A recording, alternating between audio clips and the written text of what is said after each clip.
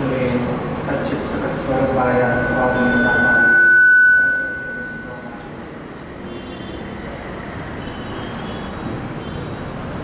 ವೇದಿಕೆ ಮೇಲೆ ಆಸೀನರಾಗಿರ್ತಕ್ಕಂಥ ಈ ಸಂಗಮ ವಿಶ್ವೇಶ್ವರಯ್ಯ ಕಾಲೇಜಿನ ಪ್ರಾಂಶುಪಾಲರಾದಂತಹ ರೇಖಾ ಮೇಡಮ್ ಅವರೇ ಹಾಗೂ ಇಲ್ಲಿ ನಡೆದಿರ್ತಕ್ಕಂತಹ ಎಲ್ಲ ಹಿರಿಯ ಪ್ರಾಧ್ಯಾಪಕರೇ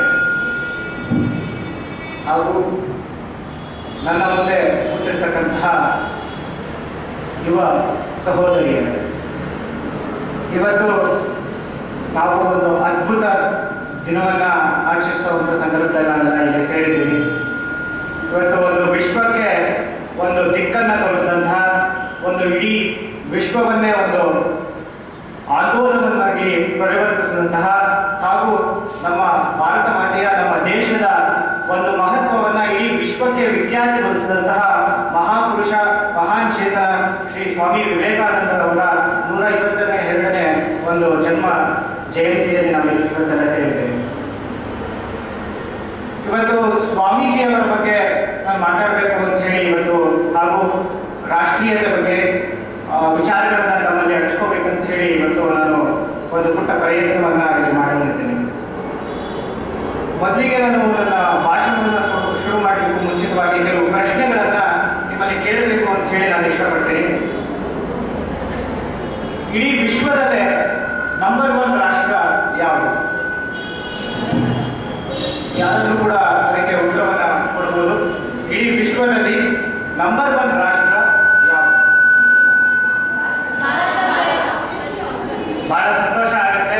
ಯಾಕಂದ್ರೆ ನಾನು ಬೇರೆ ಬೇರೆ ಕಡೆ ಭಾಷಣ ಮಾಡಿದಾಗ ಬೇರೆ ಬೇರೆ ದೊಡ್ಡ ದೊಡ್ಡ ಕಾಲೇಜ್ಗಳಲ್ಲಿ ಅಥವಾ ಇಂಟರ್ನ್ಯಾಷನಲ್ ಕಾಲೇಜ್ಗಳಂತೇನೆ ಹೇಳ್ತೀವಿ ಅಥವಾ ಡೀಮ್ ಯೂನಿವರ್ಸಿಟಿಗಳಂತಾನೆ ಏನ್ ಕರಿತೀವಿ ಅಂತಹ ಒಂದು ಕಾಲೇಜ್ಗಳಲ್ಲಿ ಇವತ್ತು ಏನು ಮಾಡರ್ನ್ ಯೂತ್ಸ್ ಅಥವಾ ಟ್ರೆಂಡಿ ಯೂತ್ಸ್ ಅಂತ ಏನು ನಾವು ನೋಡ್ತೀವಿ ಅಂತ ಕಾಲೇಜ್ಗಳಲ್ಲಿ ನಾನು ಹೋಗಿ ಕೇಳಿದಾಗ ನಂಬರ್ 1 ರಾಷ್ಟ್ರ ಯಾವುದು ಅಂದ್ರೆ ಬೇಜಾರಾದ ಸಂಗತಿ ಏನು ಅಂದ್ರೆ ಪ್ರತಿಯೊಬ್ಬರು ಕೂಡ ಬೇರೆ ಒಂದು ದೇಶದ ಹೆಸರು ಹೇಳ್ತಾರೆ ಹೊರತು ಭಾರತ ಅಂತ ಹೇಳಿದ್ದು ಮೊಟ್ಟ ಮೊದಲು ಈ ಕಾಲೇಜ್.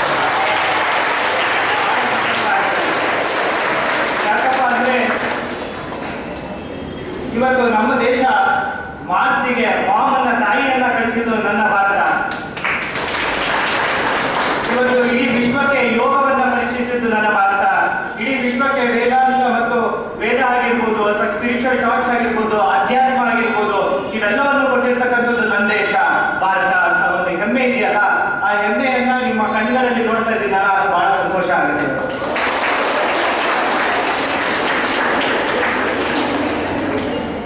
ನಿಜವಾಗ್ಲೂ ಕೂಡ ಇವತ್ತು ಸ್ವಾಮೀಜಿಯವರನ್ನ ನಾವು ಸ್ಫೂರ್ತಿಯಾಗಿ ತೆಗೆದುಕೊಂಡು ಸ್ವಾಮೀಜಿಯವರ ವಿಚಾರಗಳನ್ನ ನಾವು ತಿಳ್ಕೊಳ್ತಾ ಹೋದಲ್ಲಿ, ಸ್ವಾಮೀಜಿಯವರ ವಿಚಾರಧಾರೆಯನ್ನ ನಾವು ಪುಸ್ತಕಗಳಲ್ಲಿ ಓದ್ತಾ ನಿಜವಾಗ್ಲೂ ಕೂಡ ಅದರ ಅನುಭವನೇ ಒಂದು ರೀತಿಯಾದಂತಹ ಬೇರೆ ರೀತಿಯಾದಂತಹ ಅನುಭವ ನಮ್ಮಲ್ಲಿ ಕಾಣಬಹುದು. ನಮ್ಮ ವ್ಯಕ್ತಿತ್ವವನ್ನ ಅದು ವಿಕಾಸಗೊಳಿಸುತ್ತೆ. ಸ್ವಾಮೀಜಿ 1863ರಲ್ಲಿ ಜನವರಿ 12ನೇ ತಾರೀಕು ಕಲ್ಕತ್ತಾದ ಒಂದು ಪುಟ್ಟ ಗ್ರಾಮದಲ್ಲಿ ಅವರು ಜನನವನ್ನ ಪಡ್ಕೊಳ್ತಾರೆ. ಅನಂತರ ನರೇಂದ್ರನಾಥ ದತ್ತ ಅಂತ ಹೇಳಿ ಅವರ ಒಂದು ನಾಮಕರಣ ಆಗುತ್ತೆ. ನರೇಂದ್ರನಾಥ ದತ್ತ ಅಂತ ಹೇಳಿ ಚಿಕ್ಕ ವಯಸ್ಸಲ್ಲಿ ಅವರನ್ನ ಕರೆಯಲ್ಪಟ್ಟಿರ್ತಾರೆ. ಅವರು ಸ್ವಾಮೀಜಿ ಅವರು ಬಹಳ ಚಿಕ್ಕ ಹುಡುಗರಾಗಿದ್ದಾಗಿಂದ ಕೂಡ ಬಹಳ ಚಟುವಟಿಕೆಯಿಂದ ಆಟ ಪಾಠಗಳಲ್ಲಿ ಅವರನ್ನ ತೊಡಗಿಸ್ಕೊಳ್ತಿರ್ತಾರೆ. ಒಂದು ಘಟನೆಯನ್ನ ನಾನು ಇಲ್ಲಿ ನಿಮ್ಮಲ್ಲಿ ಹಂಚ್ಕೊಳ್ಳಿಕ್ಕೆ ಇಷ್ಟಪಡ್ತೀನಿ. ಸ್ವಾಮೀಜಿ ಅವರು ನರೇಂದ್ರನಾಥ ದತ್ತ ಆಗಿದ್ದಾಗ ನಾವೆಲ್ಲ ಕೂಡ ಚಿಕ್ಕ ವಯಸ್ಸಿನಲ್ಲಿ ಮರಕೋತಿ ಆಟನೋ ಅಥವಾ ಬೇರೆ ಯಾವುದೋ ರೀತಿಯಾದಂಥ ಕುಂಟೆ ಬಿಲ್ಲೆ ಆಟನೋ ಇವೆಲ್ಲವನ್ನು ಆಡೋದು ಒಂದು ಸಹಜ. ಆದರೆ ಸ್ವಾಮೀಜಿ ಅವರು ಅವರ ಸ್ನೇಹಿತರನ್ನೆಲ್ಲ ಸೇರಿಸ್ಕೊಂಡು ದೇವರ ಆಟ ಆಡೋಣ, ಒಂದು ದೇವರ ಪೂಜೆಯ ಆಟವನ್ನು ಆಡೋಣ ಅಂತ ಹೇಳಿ ಒಂದು ಹೊಸ ರೀತಿಯಾದಂಥ ಒಂದು ಆಟ ಆಡೋಣ ಅಂತೇಳಿ ಅವರ ಒಂದು ಸ್ನೇಹಿತರನ್ನ ಒಟ್ಟುಗೂಡಿಸ್ಕೊಂಡು ಅವ್ರ ಮನೆಯಲ್ಲಿ ದೇವರ ಮನೆಯಲ್ಲಿ ಎಲ್ಲರೂ ಕೂಡ ಇವಾಗ ದೇವರಿಗೆ ಒಂದು ಭಜನೆ ಮಾಡೋಣ, ಒಂದು ಪೂಜೆ ಸಲ್ಲಿಸೋಣ ಅಂತ ಹೇಳಿ ಪೂಜೆಯನ್ನ ಸಲ್ಲಿಸ್ತಾರೆ. ಅನಂತರ ಎಲ್ಲರೂ ಕೂಡ ಆ ಒಂದು ದೇವರ ಮನೆಯಲ್ಲಿ ಧ್ಯಾನಕ್ಕೆ ಕುಳಿತುಕೊಳ್ತಾರೆ. ನರೇಂದ್ರನಾಥ ದತ್ತ ಮತ್ತು ಅವರ ಎಲ್ಲ ಸ್ನೇಹಿತರು ಕೂಡ ಧ್ಯಾನಕ್ಕೆ ಕುಳಿತುಕೊಳ್ತಾರೆ. ಈ ಒಂದು ಬಹಳ ಚಿಕ್ಕ ವಯಸ್ಸಿನಲ್ಲಿ ನಮಗೂ ಕೂಡ ಅಭ್ಯಾಸ ಇದೆ. ಯಾರೇ ಕೂಡ ಏನೋ ಒಂದು ಸೈಲೆಂಟ್ ಆಗಿ ಒಂದ್ ಕಡೆ ಕೈ ಕಟ್ಟಿ ಕುತ್ಕೋ ಅಥವಾ ನೀವು ಇದನ್ನ ಮಾಡಬೇಡ ಅನ್ನೋದನ್ನೇ ಮಾಡೋದು ಸಹಜ. ಚಿಕ್ಕ ಮಕ್ಕಳ ಗುಣನೇ ಅದು. ಏನೆಲ್ಲ ನಾವು ಮಾಡಬೇಡ ಅಂತೀವಿ ಅದನ್ನ ಅವನು ಮಾಡಿ ಪರೀಕ್ಷಿಸೋದೇ ಅವನ ಒಂದು ಸಹಜ ಗುಣ ಆಗಿರುತ್ತೆ. ಆ ರೀತಿಯಲ್ಲಿ ಬೇರೆ ಅವ್ರ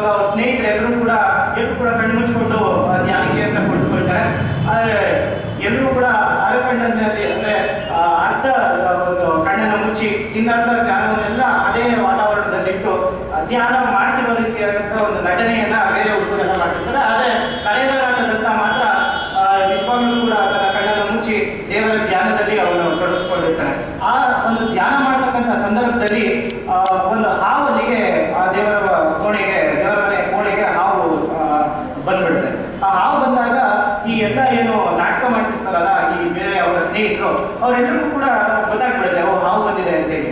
ಎಲ್ಲರೂ ಕೂಡ ಜೋರಾಗಿ ಕಿರ್ಚ್ಕೊಂಡು ಹಾವು ಬಂದಿದೆ ಅಂತೇಳಿ ಎದ್ದು ಆ ಕಡೆಗೆ ಓಡ್ಲಿಕ್ಕೆ ಆರಂಭ ಮಾಡ್ತಾರೆ. ಅದರಲ್ಲಿ ಒಬ್ಬ ನರೇಂದ್ರ ಹಾವು ಬಂದಿದೆ ಎದ್ದು ಬಾರೋ ಅಂತ ಹೇಳಿ ನರೇಂದ್ರನಾಥ ದತ್ತನಿಗೆ ಹೇಳಿ ಅವನು ಕೂಡ ಓಡ್ಲಿಕ್ಕೆ ಆರಂಭಿಸ್ತಾನೆ. ಆದ್ರೆ ಸ್ವಾಮೀಜಿ ಅಂದ್ರೆ ನರೇಂದ್ರನಾಥ ದತ್ತ ಒಂದೇ ಒಂದು ಚೂರು ಕೂಡ ವಿಚಲಿತರಾಗ್ತೀರಾ, ತನಗೆ ಏನು ಕೂಡ ಅಲ್ಲಿ ಏನ್ ನಡೀತಿದೆ ಅಂತ ಹೇಳಿ ಗೊತ್ತಿಲ್ಲದಿರೋಂಥ ಒಂದು ಸ್ಥಿತಿಯಲ್ಲಿ ಅದೇ ರೀತಿ ಧ್ಯಾನವನ್ನ ಮಾಡ್ತಾ ಇರ್ತಾನೆ.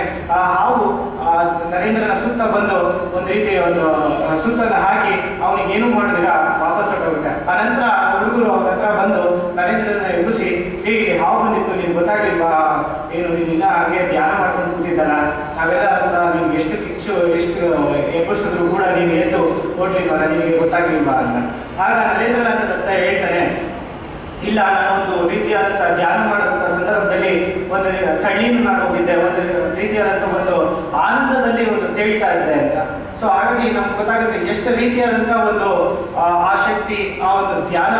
ಇನ್ನು ಮುಂದಿನ ದಿನಗಳಲ್ಲಿ ರಾಮಕೃಷ್ಣ ಪರಮಹಂಸರನ್ನ ಅವನ ಗುರುವನ್ನಾಗಿ ಸ್ವೀಕರಿಸಿದಾಗ ರಾಮಕೃಷ್ಣ ಪರಮಹಂಸರು ವಿವೇಕಾನಂದರ ಕಣ್ಣುಗಳನ್ನು ನೋಡಿ ಹೇಳ್ತಾರೆ, ನೀನು ಇವನು ಧ್ಯಾನ ಸಿದ್ಧ ಅಂತ. ಹಾಗಾಗಿ ಆ ಒಂದು ಚಿಕ್ಕ ವಯಸ್ಸಿನಲ್ಲಿ ಅಗಾಧವಾದಂಥ ಒಂದು ರೀತಿಯಾದಂಥ ಒಂದು ಶಕ್ತಿ ನರೇಂದ್ರನಾಥ ದತ್ತನಲ್ಲಿತ್ತು. ಅನಂತರ ದಿನಗಳಲ್ಲಿ ಸ್ವಾಮಿ ವಿವೇಕಾನಂದರು ತಮ್ಮ ಕಾಲೇಜ್ ದಿನಗಳಲ್ಲೂ ಕೂಡ ಶಾಲೆ ಕಾಲೇಜುಗಳಲ್ಲಿ ಬಹಳ ಆಕ್ಟಿವ್ ಆದಂತಹ ಒಂದು ಗುಣಗಳನ್ನ ಬೆಳೆಸ್ಕೊಂಡಿರ್ತಾರೆ. ಸ್ವಾಮೀಜಿ ಯಾವಾಗೂ ಕೂಡ ಸುಮ್ಮನೆ ಏನು ಕೂತ್ಕೊಂಡು ನಮ್ಮ ಲೆಕ್ಚರರ್ಗಳು ಅಥವಾ ನಮ್ಮ ಟೀಚರ್ಗಳು ಏನೇ ಹೇಳ್ಕೊಟ್ಟಾಗ ನಾವು ಹೇಗೆ ಸುಮ್ಮನೆ ಕೂತಿರ್ತೀವೋ ಹಾಗೆ ಸುಮ್ಮನೆ ಕೂತ್ಕೊಂಡು ಕೇಳ್ತಕ್ಕಂಥ ವ್ಯಕ್ತಿತ್ವ ನರೇಂದ್ರನಾಥ ದತ್ತ ಅವ್ರದ್ದು ಅಲ್ಲ. ಅವರು ಪ್ರತಿ ಬಾರಿಯೂ ಕೂಡ ವಾಪಸ್ ಅದಕ್ಕೆ ಬೇಕಾಗಿರ್ತಕ್ಕಂಥ ಪ್ರಶ್ನೆಗಳನ್ನ ಧೈರ್ಯವಾಗಿ ಎಲ್ಲರ ಮಧ್ಯೆ ಎದ್ನಿಂತು ಒಂದು ಲೆಕ್ಚರರ್ಗಳನ್ನ ಟೀಚರ್ಗಳನ್ನ ಅವರು ಪ್ರಶ್ನಿಸ್ತಿದ್ರು. ಅದನ್ನ ತರ್ಕಬದ್ಧವಾಗಿ ಮಾಡಿ ಅದರಲ್ಲಿ ಎಷ್ಟು ಸತ್ಯ ಇದೆ ಎಷ್ಟು ಸುಳ್ಳು ಇದೆ ಅಂತಕ್ಕಂಥದ್ದನ್ನ ಒಂದು ತರ್ಕಿಸಿ ನೋಡುವಂತಹ ಒಂದು ಚಾಣಕ್ಷತನ ಶಕ್ತಿ ಅವರಿಗೆ ಆ ಕಾಲದಲ್ಲಿ ಇತ್ತು. ಆದ ನಂತರ ದಿನಗಳಲ್ಲಿ ಅವರು ಒಂದು ಇಡೀ ಒಂದು ವಿಷಯ ನಮ್ಮ ದೇಶವನ್ನೆಲ್ಲ ಸುತ್ತಾಡಬೇಕು ಅಂತ ಹೇಳಿ ಮತ್ತೆ ಅವರಲ್ಲಿ ಒಂದು ಬಹಳ ಅಗಾಧವಾದಂಥ ಒಂದು ಪ್ರಶ್ನೆ ಕಾಡ್ತಾ ಇರುತ್ತೆ ಯಾವಾಗ ಸ್ವಾಮೀಜಿಗೆ. ಏನಪ್ಪ ಪ್ರಶ್ನೆ ಅಂದ್ರೆ, ಎಲ್ಲರೂ ಕೂಡ ದೇವರು ಅಂತ ಹೇಳ್ತಿರ್ತಾರೆ, ಯಾರಾದ್ರೂ ದೇವರನ್ನ ನೋಡಿದ್ದೀರಾ, ಯಾರು ದೇವರನ್ನ ನೋಡಿದ್ದಾರೆ ಅನ್ನೋ ಒಂದು ಬಹಳ ಪ್ರಶ್ನೆ ಆ ಚಿಕ್ಕ ವಯಸ್ಸಿನಲ್ಲಿ ಅವ್ರಿಗೆ ಕಾಡ್ತಾ ಇದ್ದಾರೆ. ಈ ಪ್ರಶ್ನೆಯನ್ನ ತನ್ನ ತಾಯಿಗೆ, ತನ್ನ ತಂದೆಗೆ, ತನ್ನ ಸ್ನೇಹಿತರಿಗೆ, ತನ್ನ ಅಧ್ಯಾಪಕರಿಗೆ ಎಲ್ರಿಗೂ ಕೂಡ ಈ ಪ್ರಶ್ನೆಯನ್ನ ನೀವು ದೇವರನ್ನು ನೋಡಿದ್ದೀರಾ, ನಾನು ನೋಡ್ಬೇಕಲ್ಲ ಅನ್ನೋ ಪ್ರಶ್ನೆಯನ್ನ ಎಲ್ರಿಗೂ ನರೇಂದ್ರನಾಥ ಕೇಳ್ತಿರ್ತಾರೆ. ಈ ಒಂದು ಸಂದರ್ಭದಲ್ಲಿ ಒಬ್ಬ ಅಧ್ಯಾಪಕರು ಅವ್ರಿಗೆ, ನಾವೆಲ್ಲ ದೇವರನ್ನ ನೋಡಿಲ್ಲಪ್ಪ, ಆ ಶಕ್ತಿನೂ ಕೂಡ ನಮ್ಮಲ್ಲಿಲ್ಲ, ಆದರೆ ದಕ್ಷಿಣೇಶ್ವರದಲ್ಲಿ ಒಬ್ರು ಸ್ವಾಮೀಜಿ ಇದ್ದಾರೆ, ಯೋಗ ಪುರುಷರಿದ್ದಾರೆ, ಅವ್ರ ಹೆಸರು ಶ್ರೀ ರಾಮಕೃಷ್ಣ ಪರಮಹಂಸರು ಅಂತ. ಅವರು ದೇವರನ್ನ ನೋಡಿದ್ದಾರೆ ಅಂತ ಹೇಳಿ ಎಲ್ಲರೂ ಕೂಡ ಹೇಳ್ತಾರೆ, ಅವರು ನೋಡಿದ್ದಾರೆ, ಅವರನ್ನ ಬಹುಶಃ ನೀವು ಹೋಗಿ ಕಂಡ್ರೆ ಅವರಿಗೆ ದೇವರನ್ನ ತೋರಿಸ್ಬೋದು ಅಥವಾ ನೋಡಿದ್ದಾರೆ ಅಂತ ಹೇಳಿ ಹೇಗಿದ್ದಾರೆ ಅಂತ ಹೇಳ್ಬೋದು ಅಂತ ಹೇಳ್ತಾರೆ. ಆ ಸಂದರ್ಭದಲ್ಲಿ ನರೇಂದ್ರನಾಥ ಈ ಪ್ರಶ್ನೆಯನ್ನ ಇಟ್ಕೊಂಡು ದೂರದ ದಕ್ಷಿಣೇಶ್ವರಕ್ಕೆ ಹೋಗ್ತಾರೆ. ಹೋಗಿ ಅಲ್ಲಿರ್ತಕ್ಕಂಥ ರಾಮಕೃಷ್ಣ ಪರಮಹಂಸರು ಧ್ಯಾನದಲ್ಲಿ ಕೂತಿರ್ತಾರೆ. ಅವರ ಒಂದು ಮಂದಿರದಕ್ಕೆ ಪ್ರವೇಶವನ್ನ ಪಡ್ಕೊಂಡು ಮಂದಿರದ ಹೊರಗೆ ಹೋಗಿ ಸ್ವಾಮೀಜಿಯವರಿಗೆ ನಮಸ್ಕಾರ ಹಾಕಿ ಸ್ವಾಮೀಜಿಯ ಪಾದಗಳ ಮುಂದೆ ಅವರು ವಿವೇಕಾನಂದರು ನಮಸ್ಕಾರವನ್ನು ಹಾಕಿ ಕುಳಿತುಕೊಳ್ತಾರೆ.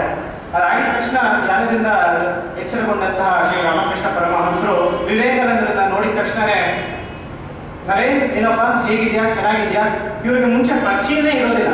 ಸ್ವಾಮೀಜಿಯನ್ನ ಅಲ್ಲಿವರೆಗೂ ಕೂಡ ರಾಮಕೃಷ್ಣ ಪರಮಹಂಸರನ್ನ ಸ್ವಾಮೀಜಿ ನೋಡೇ ಇರೋದಿಲ್ಲ. ಆದ್ರೂ ಕೂಡ ಬಹಳ ದಿವಸಗಳ ಪರಿಚಿತರಾಗಿ ಏನಪ್ಪ ಹೇಗಿದ್ಯಾ, ಎಲ್ಲವೂ ಕೂಡ ಪ್ರಯಾಣ ಹೇಗಿತ್ತು ಅನ್ನೋಂಥ ಒಂದು ಎಷ್ಟೋ ವರ್ಷಗಳ ಒಂದು ಸಂಬಂಧ, ಒಂದು ಪರಿಚಯ ಇರೋ ರೀತಿಯಲ್ಲಿ ಸ್ವಾಮೀಜಿಯನ್ನ ಮಾತಾಡಿಸ್ತಾರೆ. ಆಗ ರಾಮಕೃಷ್ಣ ಪರಮಹಂಸ ಆ ರೀತಿ ಮಾತಾಡಿಸಿದ್ ನೋಡಿ ವಿವೇಕಾನಂದರಿಗೆ, ನರೇಂದ್ರನಾಥನಿಗೆ ಒಂದು ರೀತಿ ಒಂದು ಭಯ ಕಾಡಕ್ಕೆ ಸ್ಟಾರ್ಟ್ ಆಗುತ್ತೆ. ಯಾರಪ್ಪ ಇವ್ರು ನೋಡಿದ್ರೆ ಏನೋ ದೇವರನ್ನು ನೋಡಿದ್ದಾರೆ ಅಂತ ಹೇಳಿ ನನಗೆ ಕಳಿಸಿದ್ರು, ಆದ್ರೆ ಇವ್ರು ನೋಡಿದ್ರೆ ಯಾವುದೋ ಬಹಳ ದಿನಗಳ ಪರಿಚಯ ಇರೋ ರೀತಿ ಮಾತಾಡ್ತಿದ್ದಾರೆ, ಇವರೇನು ಇವರಿಗೆ ಬುದ್ಧಿಭ್ರಮಣೆ ಆಗಿದೆಯೋ ಇವ್ರು ಏನಪ್ಪ ಅಂತ ಹೇಳಿ ಒಂದು ರೀತಿ ಗೊತ್ತಾಗುತ್ತೆ. ಇವ್ರು ಯಾರೋ ಅಂತ ಕಳಿಸ್ಬಿಟ್ಟಿದ್ದಾರೆ, ನಾನು ಇವ್ರನ್ನ ಹಿಂಗೆ ಪ್ರಶ್ನೆ ಮಾಡಲಿ, ಇವರು ದೇವರನ್ನು ನೋಡಿಲ್ಲ ಅನ್ಸುತ್ತೆ ಬಹುಶಃ ಅಂತೆಲ್ಲ ಹೇಳಿ ಒಂದು ಆ ಪ್ರಶ್ನೆಯನ್ನು ಕೇಳಲು ಬೀಳುವಂಥ ಗೊಂದಲದಲ್ಲಿರ್ತಾರೆ. ಆ ಸಂದರ್ಭದಲ್ಲಿ ಒಂದು ಆದರೂ ಕೂಡ ಈ ಒಂದು ಪ್ರಶ್ನೆಯನ್ನ ಇಟ್ಕೊಂಡು ವಾಪಸ್ ನಾನು ಮನೆಗೆ ಹೋಗೋದು ಬೇಡ, ಪ್ರಶ್ನೆಯನ್ನ ಕೇಳಿಬಿಡೋಣ, ಏನು ಉತ್ತರ ಬರುತ್ತೆ ನೋಡೋಣ ಅಂತ ಹೇಳಿ ನರೇಂದ್ರನಾಥದಂತ ಪರಮಹಂಸರನ್ನ ಕೇಳ್ತಾರೆ, ನೀವು ದೇವರನ್ನು ನೋಡಿದ್ದೀರಾ ಅಂತ ಹೇಳಿ.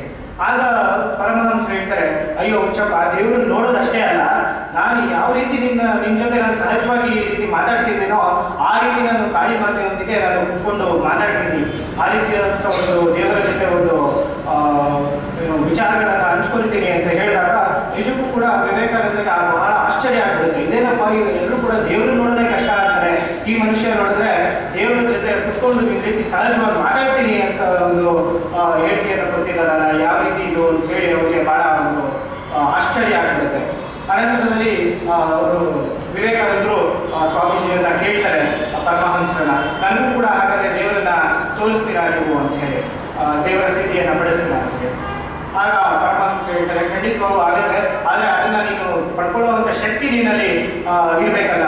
ಇಲ್ಲ ಇಲ್ಲ, ನಾನು ಆ ಶಕ್ತಿ ಇದೆ ನನ್ನಲ್ಲಿ, ನಾನು ಅದನ್ನ ನೋಡಲೇಬೇಕು ಅಂತ ಹೇಳಿ ಹೇಳಿದಂಥ ಸಂದರ್ಭದಲ್ಲಿ ಆ ಒಂದು ರಾಮಕೃಷ್ಣ ಪರಮಹಂಸರು ಅವರ ಪಾದವನ್ನ ನರೇಂದ್ರ ದತ್ತನ ಒಂದು ಎದೆ ಭಾಗದಲ್ಲಿ ಸ್ಪರ್ಶಿಸ್ತಾರೆ. ಆ ಸ್ಪರ್ಶ ಯಾವ ರೀತಿ ಇರುತ್ತಪ್ಪ ಅಂದ್ರೆ, ಒಂದು ನಿಮಿಷ ಒಂದು ಕರೆಂಟ್ ಹೊಡೆದ್ರೆ ಯಾವ ರೀತಿಯಾದಂಥ ಒಂದು ಶಾಕ್ ನಮ್ಮಲ್ಲೆಲ್ಲ ಆಗುತ್ತೆ, ಆ ರೀತಿಯಾದಂಥ ಒಂದು ಶಾಕ್ ಅದನ್ನು ತೆಗೆದುಕೊಳ್ಳುವಂಥ ಶಕ್ತಿನೇ ವಿವೇಕಾನಂದರಿಗಿರಲ್ಲ. ಆ ರೀತಿಯಾದಂಥ ಒಂದು ಅನುಭವ ವಿವೇಕಾನಂದರಿಗಾಗುತ್ತೆ. ಆನಂತರ ಅವರು ಪೂರ್ತಿಯಾಗಿ ರಾಮಕೃಷ್ಣ ಪರಮಹಂಸರ ಪರಮ ಶಿಷ್ಯನಾಗಿ ಭಕ್ತನಾಗಿ ಮುಂದಿನ ದಿನಗಳಲ್ಲಿ ಸನ್ಯಾಸತ್ವವನ್ನು ಸ್ವೀಕರಿಸಿ ಇಡೀ ದೇಶ ಪರಿಗಣಿಸಿದೆ ಅಂತ ಹೇಳಿ ಹೊರಡ್ತಾರೆ. ಅದಾದ ನಂತರ ನಮಗೆಲ್ಲ ಕೂಡ ಸ್ವಾಮಿ ವಿವೇಕಾನಂದರ ಒಂದು ಶಕ್ತಿ ಅಥವಾ ಸ್ವಾಮಿ ವಿವೇಕಾನಂದರ ಒಂದು ಆಧ್ಯಾತ್ಮ ಚಿಂತನೆ ಆಗಿರ್ಬೋದು, ಅಥವಾ ಅವರು ವಿಶ್ವಕ್ಕೆ ಪರಿಚಿತರಾಗಿದ್ದು ಆ ಒಂದು ಚಿಕಾಗೋವಿನ ಒಂದು ವಿಶ್ವ ಧರ್ಮ ಸಮ್ಮೇಳನದಲ್ಲಿ ರಿಲಿಜಿಯನ್ ಪಾರ್ಲಿಮೆಂಟ್ ಏನಿದೆ ಆ ಒಂದು ಕಾರ್ಯಕ್ರಮದಲ್ಲಿ ಯಾವಾಗ ಸ್ವಾಮೀಜಿ ಅಮೆರಿಕದಂತ ದೇಶದ ಚಿಕಾಗೋದಲ್ಲಿ ನಿಂತು ಇಡೀ ವಿಶ್ವವನ್ನ ಕುರಿತು ಧರ್ಮವನ್ನ ಕುರಿತು ಮಾತಾಡ್ತಾರೋ ಆ ಸಂದರ್ಭದಲ್ಲಿ ಮಾತ್ರ ನಮಗೆ ಸ್ವಾಮೀಜಿಯ ಒಂದು ಶಕ್ತಿಯನ್ನ ನಾವೆಲ್ಲ ಕೂಡ ತಿಳ್ಕೊಳ್ತೀವಿ. ಯಾವ ರೀತಿ ಈಗ ಯಾವ ಪರಿಸ್ಥಿತಿ ಬಂದ್ಬಿಟ್ಟಿದೆ ಅಂದರೆ ನಮ್ಮ ದೇಶದಲ್ಲಿ ಸ್ವಾಮೀಜಿ ಅದಕ್ಕೂ ಮುಂಚಿತವಾಗಿ ವಿಶ್ವವಿಖ್ಯಾತ ಆಗೋಕ್ಕೂ ಮುಂಚಿತವಾಗಿ ಸ್ವಾಮೀಜಿ ಅನೇಕ ಈ ರೀತಿಯಾದಂಥ ವಿಚಾರಗಳನ್ನ ದೇಶ ಪರಿಘಟನೆಯನ್ನು ಮಾಡಿದಂಥ ಸಂದರ್ಭದಲ್ಲಿ ಸ್ವಾಮಿ ವಿವೇಕಾನಂದರನ್ನ ನಾವು ಅವರಿಗೆ ಎಷ್ಟೋ ದಿನಗಳು ಅವರು ಊಟ ನಿದ್ರೆ ಇವೆಲ್ಲವನ್ನು ತ್ಯಜಿಸಿ ಇರಬೇಕಾದಂಥ ಸಂದರ್ಭ ಇತ್ತು. ಅಂದ್ರೆ ಸ್ವಾಮೀಜಿ ನಮ್ಮ ದೇಶದಲ್ಲಿ ಇದ್ದಾಗೂ ಕೂಡ ನಾವು ಅವರನ್ನ ಗುರುತಿಸ್ಲಿಕ್ಕೆ ಸಾಧ್ಯ ಆಗುದಿಲ್ಲ. ಯಾವಾಗ ಅವರು ಅಮೆರಿಕದಕ್ಕೆ ಹೋಗಿ ಚಿಕಾಗೋ ಭಾಷಣ ಮಾಡ್ತಾರೆ ಅವಾಗ ಮಾತ್ರ ನಾವು ಗುರುತಿಸ್ತೀವಿ. ಅದೇ ಪರಿಸ್ಥಿತಿ ಇವತ್ತು ಯಾವಾಗ ನಮ್ಮಲ್ಲಿ ಇಲ್ಲಿವರೆಗೂ ಇದ್ದಾಗೂ ಕೂಡ ಅವನು ನರಹಂತಕ, ಅವನು ಒಬ್ಬ ಇಷ್ಟು ಯಾವುದೇ ರೀತಿಯಾದ ಲೀಡರ್ಶಿಪ್ ಕ್ವಾಲಿಟಿ ಇಲ್ಲದೆ ಇರ್ತಕ್ಕಂಥ ಅಂತ ಹೇಳಿ ಇಷ್ಟು ದಿನಗಳು ಎಲ್ಲ ಮೀಡಿಯಾಗಳು ಕೂಡ ಯಾವ ಒಬ್ಬ ವ್ಯಕ್ತಿಯನ್ನು ಹೇಳ್ತಿದ್ರು, ಆ ವ್ಯಕ್ತಿ ಇವತ್ತು ಅಮೆರಿಕದ ಮ್ಯಾಡಿಸನ್ ಸ್ಕ್ವೇರ್ ಅಲ್ಲಿ ನಿಂತು ಇಡೀ ವಿಶ್ವಕ್ಕೆ ಭಾಷಣ ಮಾಡಿದಂಥ ಸಂದರ್ಭದಲ್ಲಿ ಇಡೀ ವಿಶ್ವ ಅವರನ್ನ ಹೊಗಳುತ್ತೆ. ಆ ಮಹಾನ್ ಪುರುಷ ನರೇಂದ್ರ ಮೋದಿ ಅವರನ್ನ ನಾವು ಅವಾಗ ನಮ್ಮ ದೇಶದಲ್ಲಿ ಗುರುತಿಸಲಿಕ್ಕೆ ಸಾಧ್ಯ ಆಗುತ್ತೆ. ಸೊ ಹಾಗಾಗಿ ನಮ್ಮ ದೇಶ ಯಾವ ಪರಿಸ್ಥಿತಿಯಲ್ಲಿ ಇವತ್ತಿದೆ ಅಂದರೆ, ಯಾವುದೋ ಒಬ್ಬ ಒಂದು ಲೀಡರನ್ನ, ಯಾವುದೋ ಒಂದು ವಿಚಾರಧಾರೆಯನ್ನ ಕೊಡ್ತಕ್ಕಂಥ ವ್ಯಕ್ತಿಗಳನ್ನ ನಮ್ಮ ದೇಶದಲ್ಲಿ ನಾವು ಮತ್ತಿಗೆ ಗುರುತಿಸಲಿಲ್ಲ. ಬೇರೆ ದೇಶದವರು ಅವರು ಹೌದು ಇವನು ನಿಮ್ಮ ದೇಶದ ವ್ಯಕ್ತಿ, ಇವನು ಅದ್ಭುತ ಒಂದು ವಿಚಾರಗಳನ್ನ ಹೇಳ್ತಾನೆ ಅಂತ ಹೇಳಿ ಆ ಸರ್ಟಿಫಿಕೇಟ್ ಕೊಟ್ಟ ನಂತರ ನಾವು ಹೌದು ಇವರು ವಿವೇಕಾನಂದ, ಇವರು ನರೇಂದ್ರ ಮೋದಿ, ಇವರು ಅಬ್ದುಲ್ ಕಲಾಂ ಅಂತ ಹೇಳಿ ಒಂದು ಅವರಿಗೆ ಗೌರವವನ್ನು ಸಲ್ಲಿಸುವಂಥ ಪರಿಸ್ಥಿತಿ ಇವತ್ತು ನಮ್ಮ ದೇಶದಲ್ಲಿ. ಇವತ್ತು ಬಹಳಷ್ಟು ಮಹಿಳೆಯರು ಇವತ್ತು ಇಲ್ಲಿ ಸಹೋದರಿಯರು ಇವೆಲ್ಲ ಸೇರಿದ್ದಿಲ್ಲ. ಇವತ್ತು ನಮ್ಮ ಶಿಕ್ಷಣ ಯಾವ ರೀತಿ ಇರಬೇಕು ಅಂದರೆ, ಅಥವಾ ನಮ್ಮ ಒಂದು ಎಜುಕೇಶನ್ ಸಿಸ್ಟಮ್ ಯಾವ ರೀತಿ ಇರಬೇಕು ಅಂತ ಹೇಳಿ ಒಂದು ಉದಾಹರಣೆಯನ್ನ ಕೊಡೋದಾದ್ರೆ, ಇವತ್ತು ಎಲ್ಲರೂ ಕೂಡ ಮನೆಯಲ್ಲಿ ಚಿಕ್ಕ ಮಕ್ಕಳಿಗೆ ನಾವು ABCD ಅನ್ನ ಹೇಳ್ಕೊಡ್ಬೇಕಾದ್ರೆ A for apple, B for ball, C for cat, D for dog ಅಂತ ಹೇಳಿ ಹೇಳ್ಕೊಡ್ತೀವಿ. ಅದೇ ನಾವು ಅದನ್ನು ಒಂದು ಸ್ವಲ್ಪ ಮಾರ್ಪಾಡು ಮಾಡಿ ಅದನ್ನ A for Abdul Kalam, B for Bhagat Singh, C for Chandrashekhar Azad, D for ಅಂತ ಹೇಳಿ ಈ ಮಹಾನ್ ಪುರುಷರ ಇನ್ಸ್ಪಿರೇಷನ್ ಹೇಳ್ಕೊಟ್ಟಂತಹ ಸಂದರ್ಭಗಳಲ್ಲಿ ಅವರಿಂದ ಇನ್ಸ್ಪಿರೇಷನ್ ಅನ್ನ ತೆಗೆದುಕೊಂಡು ಅವರಂತೆ ನಮ್ಮ ಮಕ್ಕಳು ಕೂಡ ಆಗ್ಲಿ ಅನ್ನೋ ಮನೋಭಾವವನ್ನ ನಾವಿವತ್ತು ಬೆಳೆಸ್ಕೊಳ್ಬೇಕಾಗಿರುವಂತಹ ಅನಿವಾರ್ಯತೆ ನಮ್ಮ ದೇಶದಲ್ಲಿದೆ.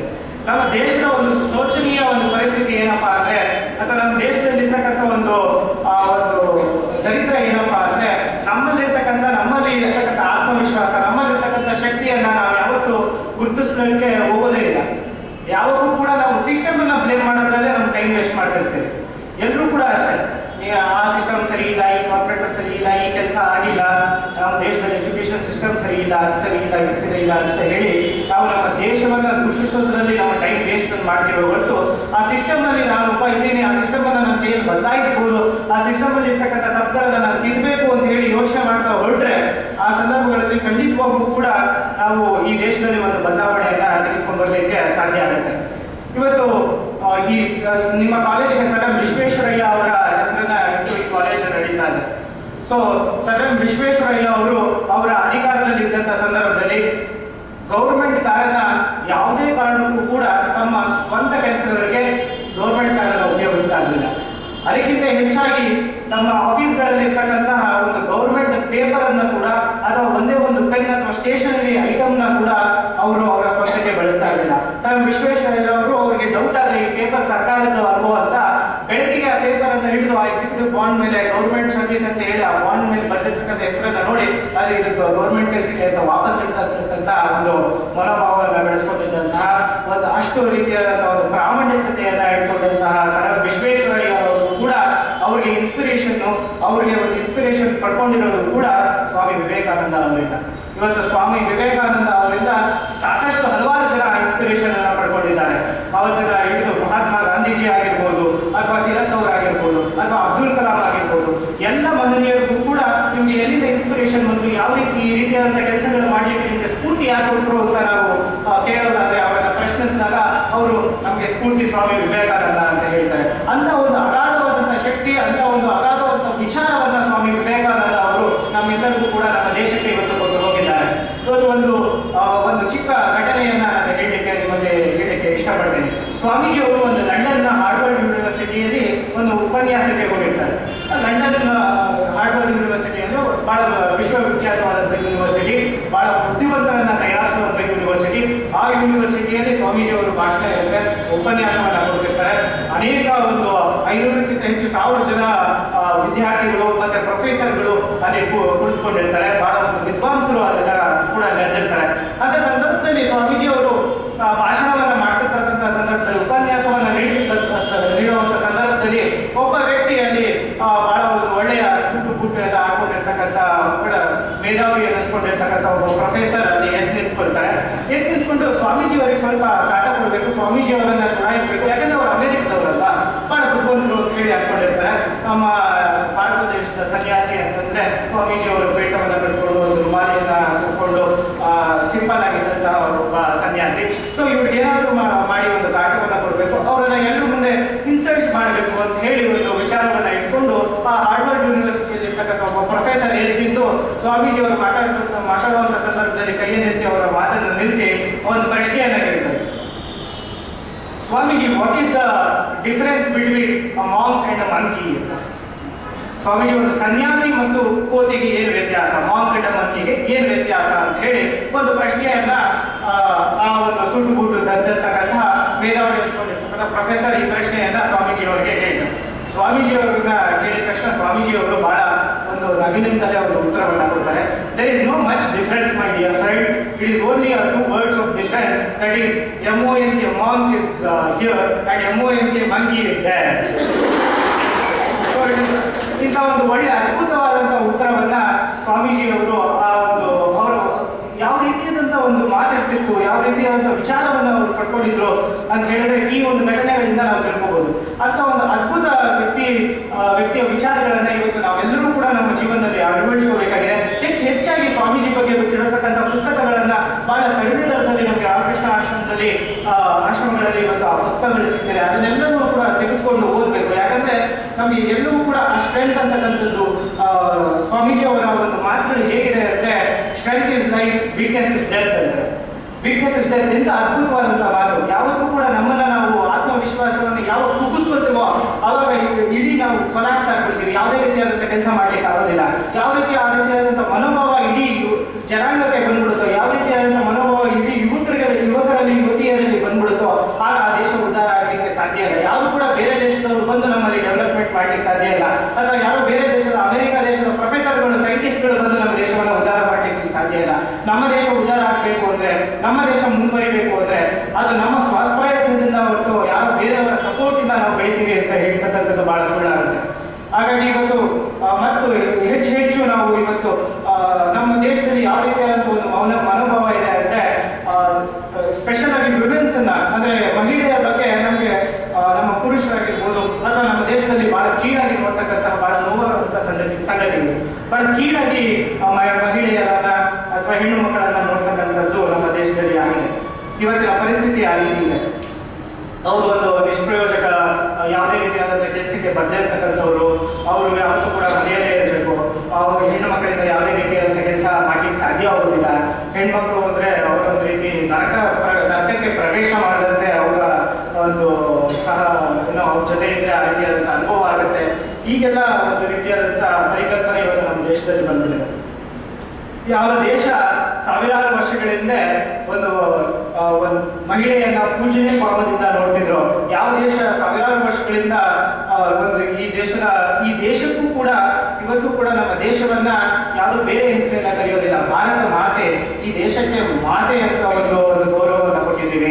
ಈ ದೇಶ ಅಂದ್ರೆ ಒಂದು ಮಹಿಳೆಯ ಒಂದು ಪೂಜನೀಯ ಭಾವದಿಂದ ನಾವು ನೋಡ್ತಕ್ಕಂತಹ ಒಂದು ನಮ್ಮ ಪುರಾತನ ಋಷಿಮುನಿಗಳು, ನಮ್ಮ ಪುರಾತನ ಪರಂಪರೆ ಇದನ್ನ ನಡೆಸ್ಕೊಂಡು ಬಂದಿರ್ತಕ್ಕಂಥ ಸಂದರ್ಭದಲ್ಲಿ ಇವತ್ತು ಬಹಳ ನೋವಿನ ಸಂಗತಿ ಏನಪ್ಪಾ ಅಂದ್ರೆ, ಎಷ್ಟೋ ಶಾಲಾ ಕಾಲೇಜುಗಳಲ್ಲಿ, ಎಷ್ಟೋ ಬೇರೆ ಬೇರೆ ಕಂಪ್ನಿಗಳಲ್ಲಿ ಆಗಿರ್ಬೋದು, ಶಾಲಾ ಕಾಲೇಜುಗಳಲ್ಲಿ ಆಗಿರ್ಬೋದು, ಅಧ್ಯಾಪಕರಾಗಿರ್ಬೋದು, ಒಂದು ಚಿಕ್ಕ ಪುಟ್ಟ ಹೆಣ್ಣು ಮಕ್ಕಳಿಗೆ ಇವತ್ತು ಒಂದು ಲೈಂಗಿಕ ದೌರ್ಜನ್ಯವನ್ನು ಮಾಡ್ತಿರ್ತಕ್ಕಂಥದ್ದು ಬಹಳ ಶೋಚನೀಯ ಸಂಗತಿ. ಬಹಳ ನೋವಾಗುತ್ತೆ. ಒಂದು ಪುಟ್ಟ ಮಗುವಿನ ಮೇಲೆ ಈ ರೀತಿಯಾದಂತಹ ಲೈಂಗಿಕ ದೌರ್ಜನ್ಯಗಳನ್ನ ಮಾಡ್ತಕ್ಕಂಥದ್ದು. ಹಾಗೆ ಡೆಲ್ಲಿಯಲ್ಲಿ ಆದಂತಹ ನಿರ್ಭಯ ಒಂದು ಹುಡುಗಿಯ ಘಟನೆ ಆಗಿರ್ಬೋದು. ಯಾವ ದಿಕ್ಕಿನಲ್ಲಿ ನಾವು ಈ ದೇಶವನ್ನು ತೆಗೆದುಕೊಂಡು ಹೋಗ್ತಿದ್ದೀವಿ? ಎಲ್ಲಿ ಹೋಯ್ತು ನಮ್ಮ ತತ್ವ ಸಿದ್ಧಾಂತಗಳು? ಎಲ್ಲಿ ಹೋಯ್ತು ನಮ್ಮ ಆಚಾರ ವಿಚಾರಗಳು? ಇದನ್ನೇ ನಮ್ಮ ಧರ್ಮಗಳು, ವೇದಾಂತಗಳು, ಉಪನಿಷತ್ತುಗಳು ಹೇಳ್ಕೊಟ್ಟಿರ್ತಕ್ಕಂಥದ್ದು. ಯಾಕೆ ಈ ರೀತಿಯಾದಂತಹ ಒಂದು ದೇಶದಲ್ಲಿ ಭ್ರಷ್ಟಾಚಾರ ಆಗಿರ್ಬೋದು, ಅನಾಚಾರ ಆಗಿರ್ಬೋದು, ಬೇರೆ ಬೇರೆ ಈ ರೀತಿಯಾದಂತಹ ಒಂದು ಶೋಚನೀಯ ಪರಿಸ್ಥಿತಿಯಲ್ಲಿ ಈ ದೇಶ ಹೋಗ್ತಾ ಇದೆ? ಯಾವ ಕಾರಣಕ್ಕೋಸ್ಕರ ನಾವು ಈ ಒಂದು ಪೂಜನೀಯ ಭಾವದಲ್ಲಿ ನೋಡ್ತಿರ್ತಕ್ಕಂಥ ಹೆಣ್ಣು ಮಕ್ಕಳನ್ನ ಇವತ್ತು ನಾವು ಈ ರೀತಿಯಾದಂತಹ ಶೋಚನೀಯ ಸ್ಥಿತಿಗೆ ನಾವು ಕರ್ಕೊಂಡು ಹೋಗ್ತಾ ಇದ್ದೀವಿ? ಇದೆಲ್ಲದಕ್ಕೂ ಕೂಡ ಮೂಲ ಕಾರಣ ವ್ಯಕ್ತಿತ್ವ ಇಲ್ಲದೆ ಇರ್ತಕ್ಕಂಥದ್ದು. There is no character. ಒಳ್ಳೆ ಕ್ಯಾರೆಕ್ಟರ್ ಅನ್ನ ನಾವು ಈ ನಮ್ಮ ಸಿಸ್ಟಮ್, ಈ ನಮ್ಮ ಎಜುಕೇಶನ್ ಸಿಸ್ಟಮ್ ಕ್ಯಾರೆಕ್ಟರ್ ಅನ್ನ ಹೇಳ್ಕೊಡೋದು, ಕರೆಕ್ಟ್ ಆಗಿ ಒಂದು ಕ್ಯಾರೆಕ್ಟರ್ ಅನ್ನ ಬೋಧನೆ ಮಾಡಿದ್ರೆ ಇವತ್ತು ಈ ಪರಿಸ್ಥಿತಿಗೆ ನಾವು ಬರ್ತಾ ಇರಲಿಲ್ಲ. ಇದಕ್ಕೆ ಒಂದು ಸ್ವಾಮೀಜಿ ಅವರ ಒಂದು ಚಿಕ್ಕ ಘಟನೆಯನ್ನ ಕ್ಯಾರೆಕ್ಟರ್ ಬಗ್ಗೆ ಹೇಳಲಿಕ್ಕೆ ನಾನು ಇಷ್ಟಪಡ್ತೇನೆ. ಸ್ವಾಮೀಜಿ ಅವರು ನಮ್ಮ ದೇಶಕ್ಕೆ ವಾಪಸ್ ಬರ್ತಕ್ಕಂಥ ಸಂದರ್ಭದಲ್ಲಿ ಅವರ ಒಂದು ವಿದೇಶದ ಪ್ರಯಾಣ ಎಲ್ಲವನ್ನು ಸಭೆಗಳನ್ನೆಲ್ಲ ಮುಗಿಸಿ ವಾಪಸ್ ನಮ್ಮ ದೇಶಕ್ಕೆ ಬರುವಂತ ಸಂದರ್ಭದಲ್ಲಿ ಒಂದು ಟ್ರೈನಿನಲ್ಲಿ ಅವರು ವಾಪಸ್ ಬರ್ತಾ ಇರ್ತಾರೆ. ಒಂದು ಫಸ್ಟ್ ಕ್ಲಾಸ್ AC ಒಂದು ಬೋಗಿಯಲ್ಲಿ ಅವರಿಗೆ ಅಲ್ಲಿಂದ ವ್ಯವಸ್ಥೆ ಮಾಡಿ ವಿದೇಶಿಗರು ಸ್ವಾಮೀಜಿ ಅವರಿಗೆ ಒಂದು ಸೀಟನ್ನು ಬುಕ್ ಮಾಡಿಸಿ ಅವರು ಸ್ವಾಮೀಜಿ ಅವರೆಲ್ಲ ವಾಪಸ್ ಕಳಿಸ್ತಿರ್ತಾರೆ. ಅದೇ ಒಂದು ಬೋಗಿಯಲ್ಲಿ ಅವ್ರದೇ ಒಂದು ಕಂಪಾರ್ಟ್ಮೆಂಟ್ನ ಸೀಟ್ನ ಮುಂದೆ ಎದುರುಗಡೆ ಇರ್ತಕ್ಕಂಥ ಸೀಟ್ನಲ್ಲಿ 2-3 ಜನ ಆಂಗ್ಲ ಭಾಷಿಕರು, ಅಂದ್ರೆ ಇಂಗ್ಲೆಂಡಿಂದ ಬರ್ತಿರ್ತಕ್ಕಂಥ ಫಾರಿನರ್ಸ್ ಅವರು ಎದುರುಗಡೆ ಕೂತಿರ್ತಾರೆ. ಅವರು ಕೂಡ ಬಹಳ ನಿಮಗೆ ಗೊತ್ತಲ್ಲ, ಫಸ್ಟ್ ಕ್ಲಾಸ್ AC ಅಂದ್ರೆ ಬಹಳ ಉನ್ನತ ಮಟ್ಟದಲ್ಲಿ ಅಥವಾ ಸ್ವಲ್ಪ ರಿಚ್ ಆಗಿರ್ತಕ್ಕಂಥವ್ರು ಹೋಗ್ತಕ್ಕಂಥದ್ದು. ನಮ್ಮಂಥ ಸಾಮಾನ್ಯ ಜನರು ಮೇಡಮ್ ಅವರು ಹೇಳ್ತಿದ್ರು, ನೀವೆಲ್ಲರೂ ಕೂಡ ಬಹಳ ಕಷ್ಟಪಟ್ಟು ಎಷ್ಟೋ ಹಳ್ಳಿಗಳಿಂದ ನೀವು ಇಲ್ಲಿಗೆ ಬಸ್ಗಳಲ್ಲಿ ಮತ್ತೆ ನಡ್ಕೊಂಡು ಈ ಕಾಲೇಜ್ಗೆ ಶಿಕ್ಷಣವನ್ನು ಪಡ್ಕೊಳ್ಳಿಕ್ಕೆ ಬರ್ತಿದ್ದೀರಾ ಅಂತ. ನಮ್ಮಂತ ಇರ್ತಕ್ಕಂಥವ್ರು, ನಮ್ಮಂಥವ್ರು ಬಹಳ ಜನರ ಹೋಗಿನಲ್ಲಿ ಇರ್ತಕ್ಕಂಥದ್ದು ಸಹಜ. ಒಂದು ಸ್ವಲ್ಪ ಉತ್ತಮವಾಗಿ ಇರ್ತಕ್ಕಂಥವ್ರು, ಫಿನಾನ್ಷಿಯಲಿ ಎಕನಾಮಿಕಲಿ ಫಾರ್ವರ್ಡ್ ಇರ್ತಕ್ಕಂಥವ್ರು ಆ ರೀತಿ AC ಇದರಲ್ಲಿ ಕೂತ್ಕೊಂಡು ಬರ್ತಕ್ಕಂಥದ್ದು. ಸ್ವಾಮೀಜಿ ಅವರಿಗೆ ಯಾರೋ ಅಲ್ಲಿ ವಿದೇಶಿಗರು ಟಿಕೆಟ್ ಕೊಟ್ಟಿದ್ದರಿಂದ ಸ್ವಾಮೀಜಿ ಅದರಲ್ಲಿ ಪ್ರಯಾಣ ಮಾಡಬೇಕಾಗಿತ್ತು. ಸ್ವಾಮೀಜಿ ಪ್ರಯಾಣ ಮಾಡಿದಂಥ ಸಂದರ್ಭದಲ್ಲಿ ಎದುರುಗಡೆ ಒಂದು 3 ಜನ ಆಂಗ್ಲರು ಕೂತಿರ್ತಾರೆ, ಫಾರಿನರ್ಸ್ ಏನು ಕೂತಿರ್ತಾರೆ. ಅವರು ಬಹಳ ಸಿಸ್ಟಮೆಟಿಕ್ ಸೂಟು ಬೂಟೆಲ್ಲ ಹಾಕೊಂಡು ಯಾವಾಗ ಗೊತ್ತಲ್ಲ ನಿಮಗೆ, ಎಲ್ಲ ಬೇಜಾರ್ ಇದ್ದಿದ್ರೆ ಅವ್ರ ಮನೆಯಿಂದ ಹೊರಗಡೆ ಬರೋದಿಲ್ಲ. ಅದು ಒಂದು ಆ ರೀತಿಯಾದಂಥ ಸಿಸ್ಟಮ್. ಹಾಗಾಗಿ ಆ ಒಂದು ಎಲ್ಲ ಸೂಟು ಬೂಟೆಲ್ಲ ಹಾಕೊಂಡು ಕಾಫಿ ಎಲ್ಲ ಕುಟ್ಕೊಂಡು ಅಲ್ಲಿ ಕೂತಿರ್ತಾರೆ. ಸ್ವಾಮೀಜಿಯವರನ್ನ ನೋಡಿ ಆ 3 ಜನ ಒಂದು ಹಂಸೋ ರೀತಿಯಲ್ಲಿ ಅವರವರೇ ಇಂಗ್ಲೀಷಲ್ಲಿ ಮಾತಾಡ್ಕೊಳ್ತಿರ್ತಾರೆ. ಒಂದು ಭಿಕ್ಷುಕ ಅನ್ನೋ ಒಂದು ಸನ್ಯಾಸಿಗಳಂದ್ರೆ ಒಂದು ಭಿಕ್ಷುಕರು ಅನ್ನೋ ಒಂದು ರೀತಿಯಲ್ಲಿ ಅವರನ್ನ ಹಂಗಿಸಿ ಮಾತಾಡಿಸ್ತಿರ್ತಾರೆ. ಅವರ ವೇಷಭೂಷಣವನ್ನ ಸ್ವಾಮೀಜಿಯವರ ವೇಷಭೂಷಣವನ್ನ ನೋಡಿ, ಯಾಕಂದ್ರೆ ಅವರು ರುಮಾಲಿ ಒಂದು ಟೋಪಿಯನ್ನು ಕಟ್ಕೊಂಡಿರ್ತಾರೆ, ಒಂದು ಧೋತಿಯನ್ನು ಹಾಕೊಂಡಿರ್ತಾರೆ, ಕೇಸರಿಯ ಧೋತಿಯನ್ನು ಹಾಕೊಂಡಿರುವಂಥ ಸಂದರ್ಭದಲ್ಲಿ ಅವರನ್ನ ನೋಡಿ ಒಂದು ಏನೋ ಒಂದು ಹಂಗಿಸೋ ರೀತಿಯಲ್ಲಿ ಅವರು ಮಾತಾಡ್ತಿರ್ತಾರೆ.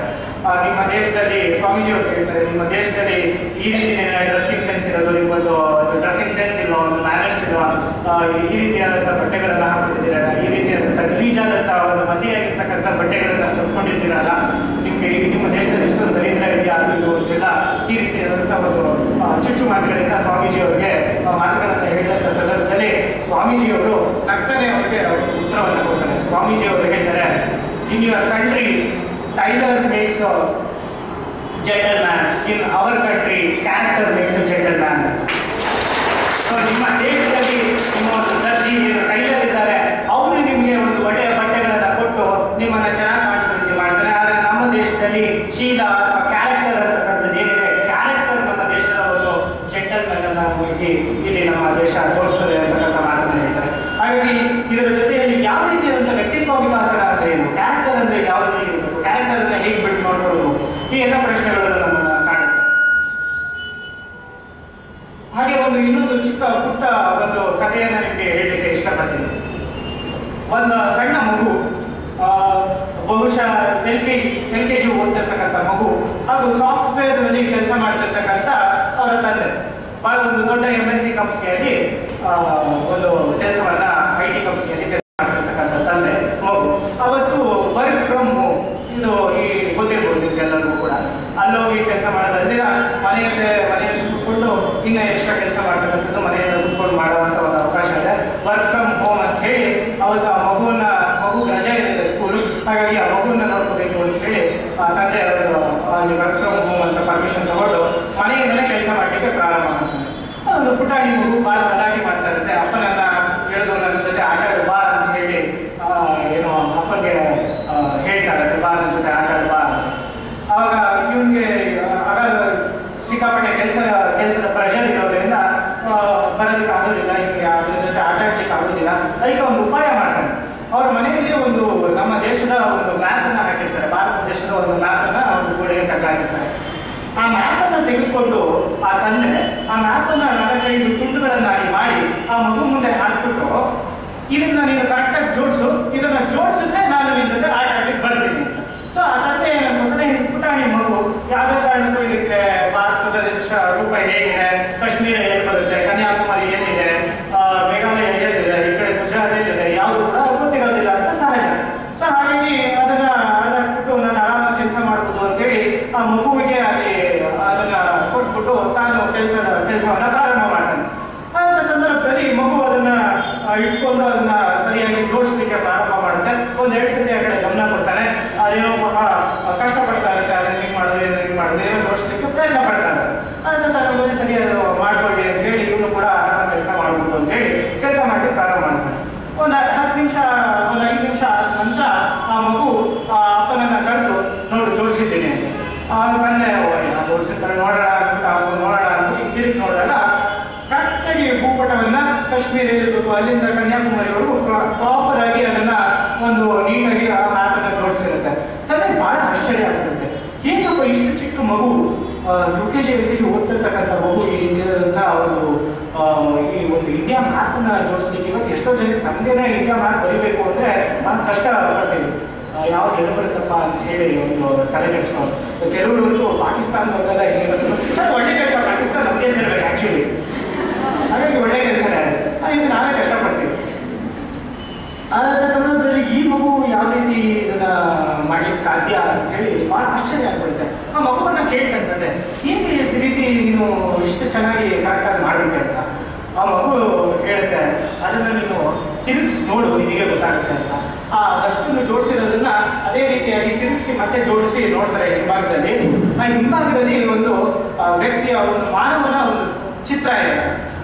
ಆಗ ಆ ತಂದೆಗೆ ಅರ್ಥ ಆಗುತ್ತೆ, ಆ ಮಗು ಹೇಳುತ್ತೆ, ನೀನು ನನಗೆ ಕೈ ಯಾವುದು, ಕಾಲು ಯಾವುದು, ಕಣ್ಣು ಯಾವುದು, ಮೂಗು ಯಾವುದು, ತಲೆ ಯಾವುದು ಅಂತ ಹೇಳ್ಕೊಟ್ಟಿದ್ದೆ. ಸೊ ಹಾಗಾಗಿ ಆ ಹಿಂದಗಡೆ ವ್ಯಕ್ತಿ ಚಿತ್ರ ಇತ್ತು, ಆ ವ್ಯಕ್ತಿ ಹೇಗಿರ್ಬೇಕು ಅದೇ ರೀತಿ ಜೋಡಿಸಿದೆ. ನಾನು ಕೈ ಹೀಗಿರ್ಬೇಕು, ಕಾಲು ಇರಬೇಕು, ತಲೆ ಹೇಗಿರ್ಬೇಕು ಅಂತ. ಸೊ ಹಾಗಾಗಿ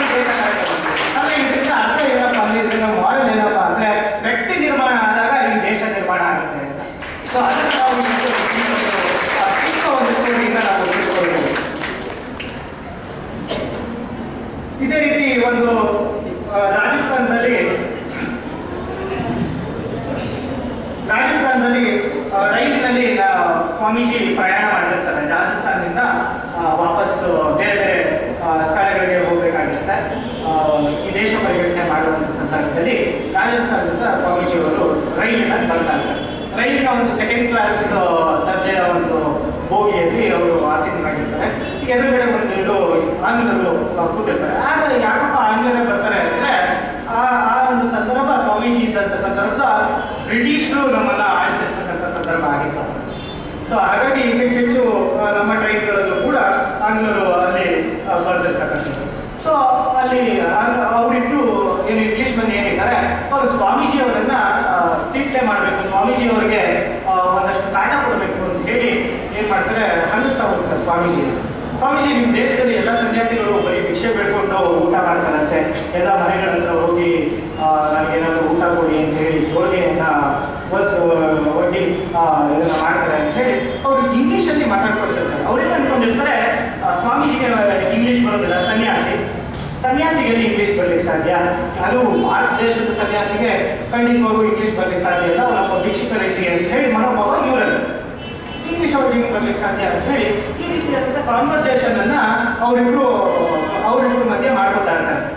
ಈ ದೇಶದಲ್ಲಿ ಬರೀ ದಲಿತರಾಗಿ ದೇಶದಲ್ಲಿ ಭಿಕ್ಷುಕರೇ ಇರುವಂಥದ್ದು, ಸನ್ಯಾಸಿಗಳು ಭಿಕ್ಷುಕರು ಅಂತ ಹೇಳಿ ಮಾತಾಡ್ಕೊತಾರೆ. ಅಂತ ಸಂದರ್ಭದಲ್ಲಿ ಸ್ವಾಮೀಜಿ ಅವರು ನೆಕ್ಸ್ಟ್ ಸ್ಟೇಷನ್ ಬರುತ್ತೆ. ಅಲ್ಲಿ ಯಾವಾಗ ಮಾತಾಡೋದಿಲ್ಲ, ಸ್ವಾಮೀಜಿ ಅದನ್ನ ಕೇಳಿಸ್ಕೊಂಡು ಸುಮ್ಮನೆ ಮೌನವಾಗಿ ಇರ್ತಾರೆ. ನೆಕ್ಸ್ಟ್ ಸ್ಟೇಷನ್ ಬರುತ್ತೆ. ನೆಕ್ಸ್ಟ್ ಸ್ಟೇಷನ್ ಬಂದಿದ ತಕ್ಷಣ ಸ್ಟೇಷನ್ ಮಾಸ್ಟರ್ನ ಹೋಗಿ ಇಂಗ್ಲೀಷಲ್ಲಿ ಗೆಟ್ ಒಂದು ಗ್ಲಾಸ್ ಆಫ್ ವಾಟರ್ ಅಂತ ಹೇಳಿ ಹೇಳ್ತಾರೆ. ಆಗ ಇಲ್ಲಿದ್ದಂಥ ಒಂದು ಆಂಗ್ಲ ಏನು ವ್ಯಕ್ತಿಗಳಿದ್ದಾರೆ ಇಬ್ಬರು, ಅವರಿಗೆ ಭಾಳ ದಿಗ್ಭ್ರಮೆ ಆಗೋದು. ಏನಪ್ಪ ಇವ್ರಿಗೆ ಇಂಗ್ಲೀಷ್ ಬರುತ್ತೆ, ಇಷ್ಟೊತ್ತ ನಾವು ಮಾತಾಡಿದ್ದೆಲ್ಲ ಕೇಳಿಸ್ಕೊಂಡಿದ್ದಾರೆ, ಆದರೂ ಇವರು ರಿಯಾಕ್ಷನ್ ಕೊಡ್ತೀರಾ, ಯಾವ ರೀತಿ ಇದು ಅಂತೇಳಿ ಸ್ವಾಮೀಜಿಯನ್ನು ಮತ್ತೆ ಇವರು ಕ್ವಶನ್ ಮಾಡ್ತಾರೆ. ಇವನು ಇಂಗ್ಲೀಷ್ ಸ್ವಾಮೀಜಿ ಅಂತ. ಸ್ವಾಮೀಜಿ ಅವಾಗ ನಗ್ಬಿಟ್ಟು ಹೇಳ್ತಾರೆ, ಸಹೋದರೇ ಏನು ಇದೇ ನಾನು ಪ್ರಥಮ, ಹಾಗೂ ನೀವು ಯಾಕೆ ನನ್ನನ್ನು ಏನು ಯಾವುದೇ ರೀತಿಯಾದಂಥ ಪ್ರಶ್ನೆ ಮಾಡಿಲ್ಲ, ನಾವು ಅಷ್ಟೆಲ್ಲ ಕೂಡ ಇಂಗ್ಲೀಷ್ನಲ್ಲಿ ಬೈತಾದ್ರು ಕೂಡ ನಿಮ್ಗೆ ಅರ್ಥ ಆಗಿದ್ರು ಕೂಡ ಯಾಕೆ ನೀವು ನಮಗೆ ಯಾವುದೇ ರೀತಿಯಾದಂಥ ರಿಯಾಕ್ಷನ್ ಅನ್ನು ಕೊಡಲಿಲ್ಲ ಅಂತ ಹೇಳಿ ಹೇಳಿದಂಥ ಸಂದರ್ಭದಲ್ಲಿ ಆವಾಗ ಸ್ವಾಮೀಜಿಯವರು ಹೇಳ್ತಾರೆ, ಸೋದರರೇ ನಾನು ಒಂಥರ ಮೂರ್ಖರನ್ನ ಭಾಳಷ್ಟು ಸತಿ ಭೇಟಿ ಮಾಡ್ಬಿಟ್ಟಿದ್ದೀನಿ, ಮೂರ್ಖರಿಗೆ ನಾನು ಯಾವುದೇ ರೀತಿಯಾದಂಥ ರಿಯಾಕ್ಷನ್ ಕೂಡ ಅವಶ್ಯಕತೆ ಇಲ್ಲ. ಸೊ ಆ ಸಂದರ್ಭದಲ್ಲಿ ಅವರು ಸ್ವಾಮೀಜಿಯವರಿಗೆ ಇನ್ನಷ್ಟು ಕಾಟ ಕೊಡಬೇಕು ಅಂತ ಹೇಳಿ ಯೋಚನೆ ಮಾಡಿದಂಥ ಸಂದರ್ಭದಲ್ಲಿ ಸ್ವಾಮೀಜಿಯವರು ಯೋಗ ಮತ್ತು ಬೇರೆ ರೀತಿಯಾದಂಥ ಅಭ್ಯಾಸಗಳನ್ನು ಪಡ್ಕೊಂಡಿದ್ದರಿಂದ ಅವರ ಒಂದು ಬಲಿಷ್ಠವಾದಂಥ ಮೈಕಟ್ಟು ಉಳ್ಳಂಥ ಒಂದು ಸ್ವಾಮೀಜಿ ಆಗಿದ್ರು.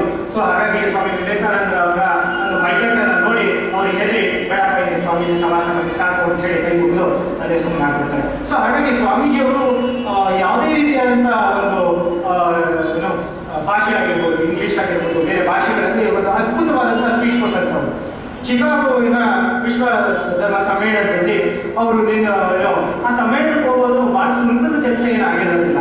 ಅವರು ಭಾಳ ಕಷ್ಟಪಟ್ಟು ಅಂದರೆ ಅವರ ಒಂದು ಚೆನ್ನೈಯಲ್ಲಿದ್ದಂತಹ ಕೆಲವು ಸ್ನೇಹಿತರುಗಳು ಅಂದರೆ ಅವರ ಶಿಷ್ಯಂದ್ರೆ ಏನಿರ್ತಾರೆ ಅವರುಗಳು ಒಂದಷ್ಟು ದುಡ್ಡನ್ನು ಕ್ರೋಢೀಕರಿಸಿ ಅಲ್ಲಿ ಚೆಂದ ಎತ್ತಿ ನಮ್ಮ ಸ್ವಾಮೀಜಿಯವರನ್ನ ಅಮೆರಿಕದ ವಿಶ್ವ ಸಮ್ಮೇಳನಕ್ಕೆ ವಿಶ್ವ ಧರ್ಮ ಸಮ್ಮೇಳನಕ್ಕೆ ಕಳಿಸಬೇಕಾಗಿದೆ ಅಂತ ಹೇಳಿ ಒಂದು 500 ರೂಪಾಯಿಗಳನ್ನು ಕೂಡ ಹಾಕ್ತಾರೆ. ಆ 500 ರೂಪಾಯಿಗಳನ್ನು ಕೂಡ ಸ್ವಾಮೀಜಿಯವರು ನಮ್ಮ ದೇಶದ ಬಡ ಮಕ್ಕಳಿಗೆ, ಬಡ ವಿದ್ಯಾರ್ಥಿಗಳಿಗೆ ಕೊಟ್ಟುಬಿಡಿ ಅಂತ ಹೇಳ್ತಕ್ಕಂಥದ್ದನ್ನು ಮಾಡ್ತಾರೆ. ಅದಾದ ನಂತರ ಹಡಗಿನಲ್ಲಿ ರೈಲುಗಳಲ್ಲೆಲ್ಲ ಪ್ರಯಾಣ ಮಾಡಿ ಹಡಗಿನಲ್ಲಿ ಸ್ವಾಮೀಜಿಯವರು ಬಹಳ ಕಷ್ಟಪಟ್ಟು ಒಂದು ಅಮೆರಿಕಕ್ಕೆ ಹೋಗ್ತಾರೆ. ಅಲ್ಲಿ ಚಿಕಾಗೋವನ್ನು ತಲುಪಿದಂಥ ಸಂದರ್ಭದಲ್ಲಿ ವಿಶ್ವಧರ್ಮ ಸಮ್ಮೇಳನ ನಡೆಯಲಿಕ್ಕೆ ಇನ್ನು 2 ತಿಂಗಳು ಮುಂಚಿತವಾಗಿ ಸ್ವಾಮೀಜಿಯವರು ಈ ಒಂದು ದೇಶಕ್ಕೆ ಬಂದ್ಬಿಟ್ಟಿರ್ತಾರೆ, ಚಿಕಾಗೋ ಸ್ಥಳಕ್ಕೆ ಬಂದ್ಬಿಟ್ಟಿರ್ತಾರೆ. ಇನ್ನು 2 ತಿಂಗಳು ಇಲ್ಲೇ ಇರಬೇಕಲ್ಲಪ್ಪ, ಒಂದೇ ಒಂದು ಬಿಡಿದಾಸು ಕೂಡ ಸ್ವಾಮೀಜಿ ಕೈಯಲ್ಲಿರೋದು. ಅಲ್ಲಿಂದ ಬರ್ಲಿಕ್ಕೆ ಎಷ್ಟು ಬೇಕೋ ಅಷ್ಟು ಖರ್ಚಾಗಿರ್ತಾರೆ, ಭಾಳ ಖರ್ಚಾಗಿ ಹೋಗಿರುತ್ತೆ. ಯಾಕಂದರೆ ಭಾಳ ವಿಪರೀತ ದೂರದ ಪ್ರಯಾಣವನ್ನು ಮಾಡಬೇಕಾಗಿರುತ್ತೆ. ಸಂದರ್ಭದಲ್ಲಿ ಅಡುಗಿನಲ್ಲಿ ಬರುವಂಥ ಸಂದರ್ಭದಲ್ಲಿ ಊಟಕ್ಕೆ ಮತ್ತೆ ಅಲ್ಲಿ ಸ್ವಾಮೀಜಿಯವರ ಒಂದು ಉದಾತ್ಮ ಗುಣ ಏನಪ್ಪ ಅಂದರೆ ಯಾವುದೇ ಬಡವರನ್ನು ನೋಡಿದ್ರೆ, ಯಾವುದೇ ಹಸಿದ ಹೊಟ್ಟೆಯನ್ನು ನೋಡಿದ್ರೆ ತಕ್ಷಣ ಅವರಿಗೆ ಒಂದು ತನ್ನಲ್ಲಿದ್ದಂಥ ದುಡ್ಡುಗಳನ್ನು ಕೊಡುವಂಥ ಒಂದು ಮನೋಭಾವ ಅವರಲ್ಲಿತ್ತು. ಹಾಗಾಗಿ ಅವರಿಗೆಲ್ಲ ದುಡ್ಡನ್ನು ಖರ್ಚು ಮಾಡಿಬಿಟ್ಟಿರ್ತಾರೆ. ಚಿಕಾಗೋ ಬಂದ್ಬಿಟ್ಟಿದ್ದಾರೆ, ಏನಪ್ಪ ಮಾಡೋದು, ಇನ್ನೂ 2 ತಿಂಗಳಿದೆ ಸಮ್ಮೇಳನ ನಡೆಯೋಕ್ಕೆ, ಏನು ಮಾಡೋದು ಏನು ಅಂತ ಹೇಳಿ ಆ ಚಿಕಾಗೋದಲ್ಲಿ ಒಂದು ಈ ವಿಶ್ವಧರ್ಮ ಸಮ್ಮೇಳನ ಏನು ನಡೆಯುತ್ತೆ ಅದರ ಒಂದು ಆಫೀಸ್ ಇರುತ್ತೆ. ಆ ಆಫೀಸಿಗೆ ಹೋಗಿ ವಿಚಾರಿಸ್ತಾರೆ, ಈ ರೀತಿ ನಾನು ಈ ಸಮ್ಮೇಳನದಲ್ಲಿ ಭಾಗವಹಿಸಲಿಕ್ಕೆ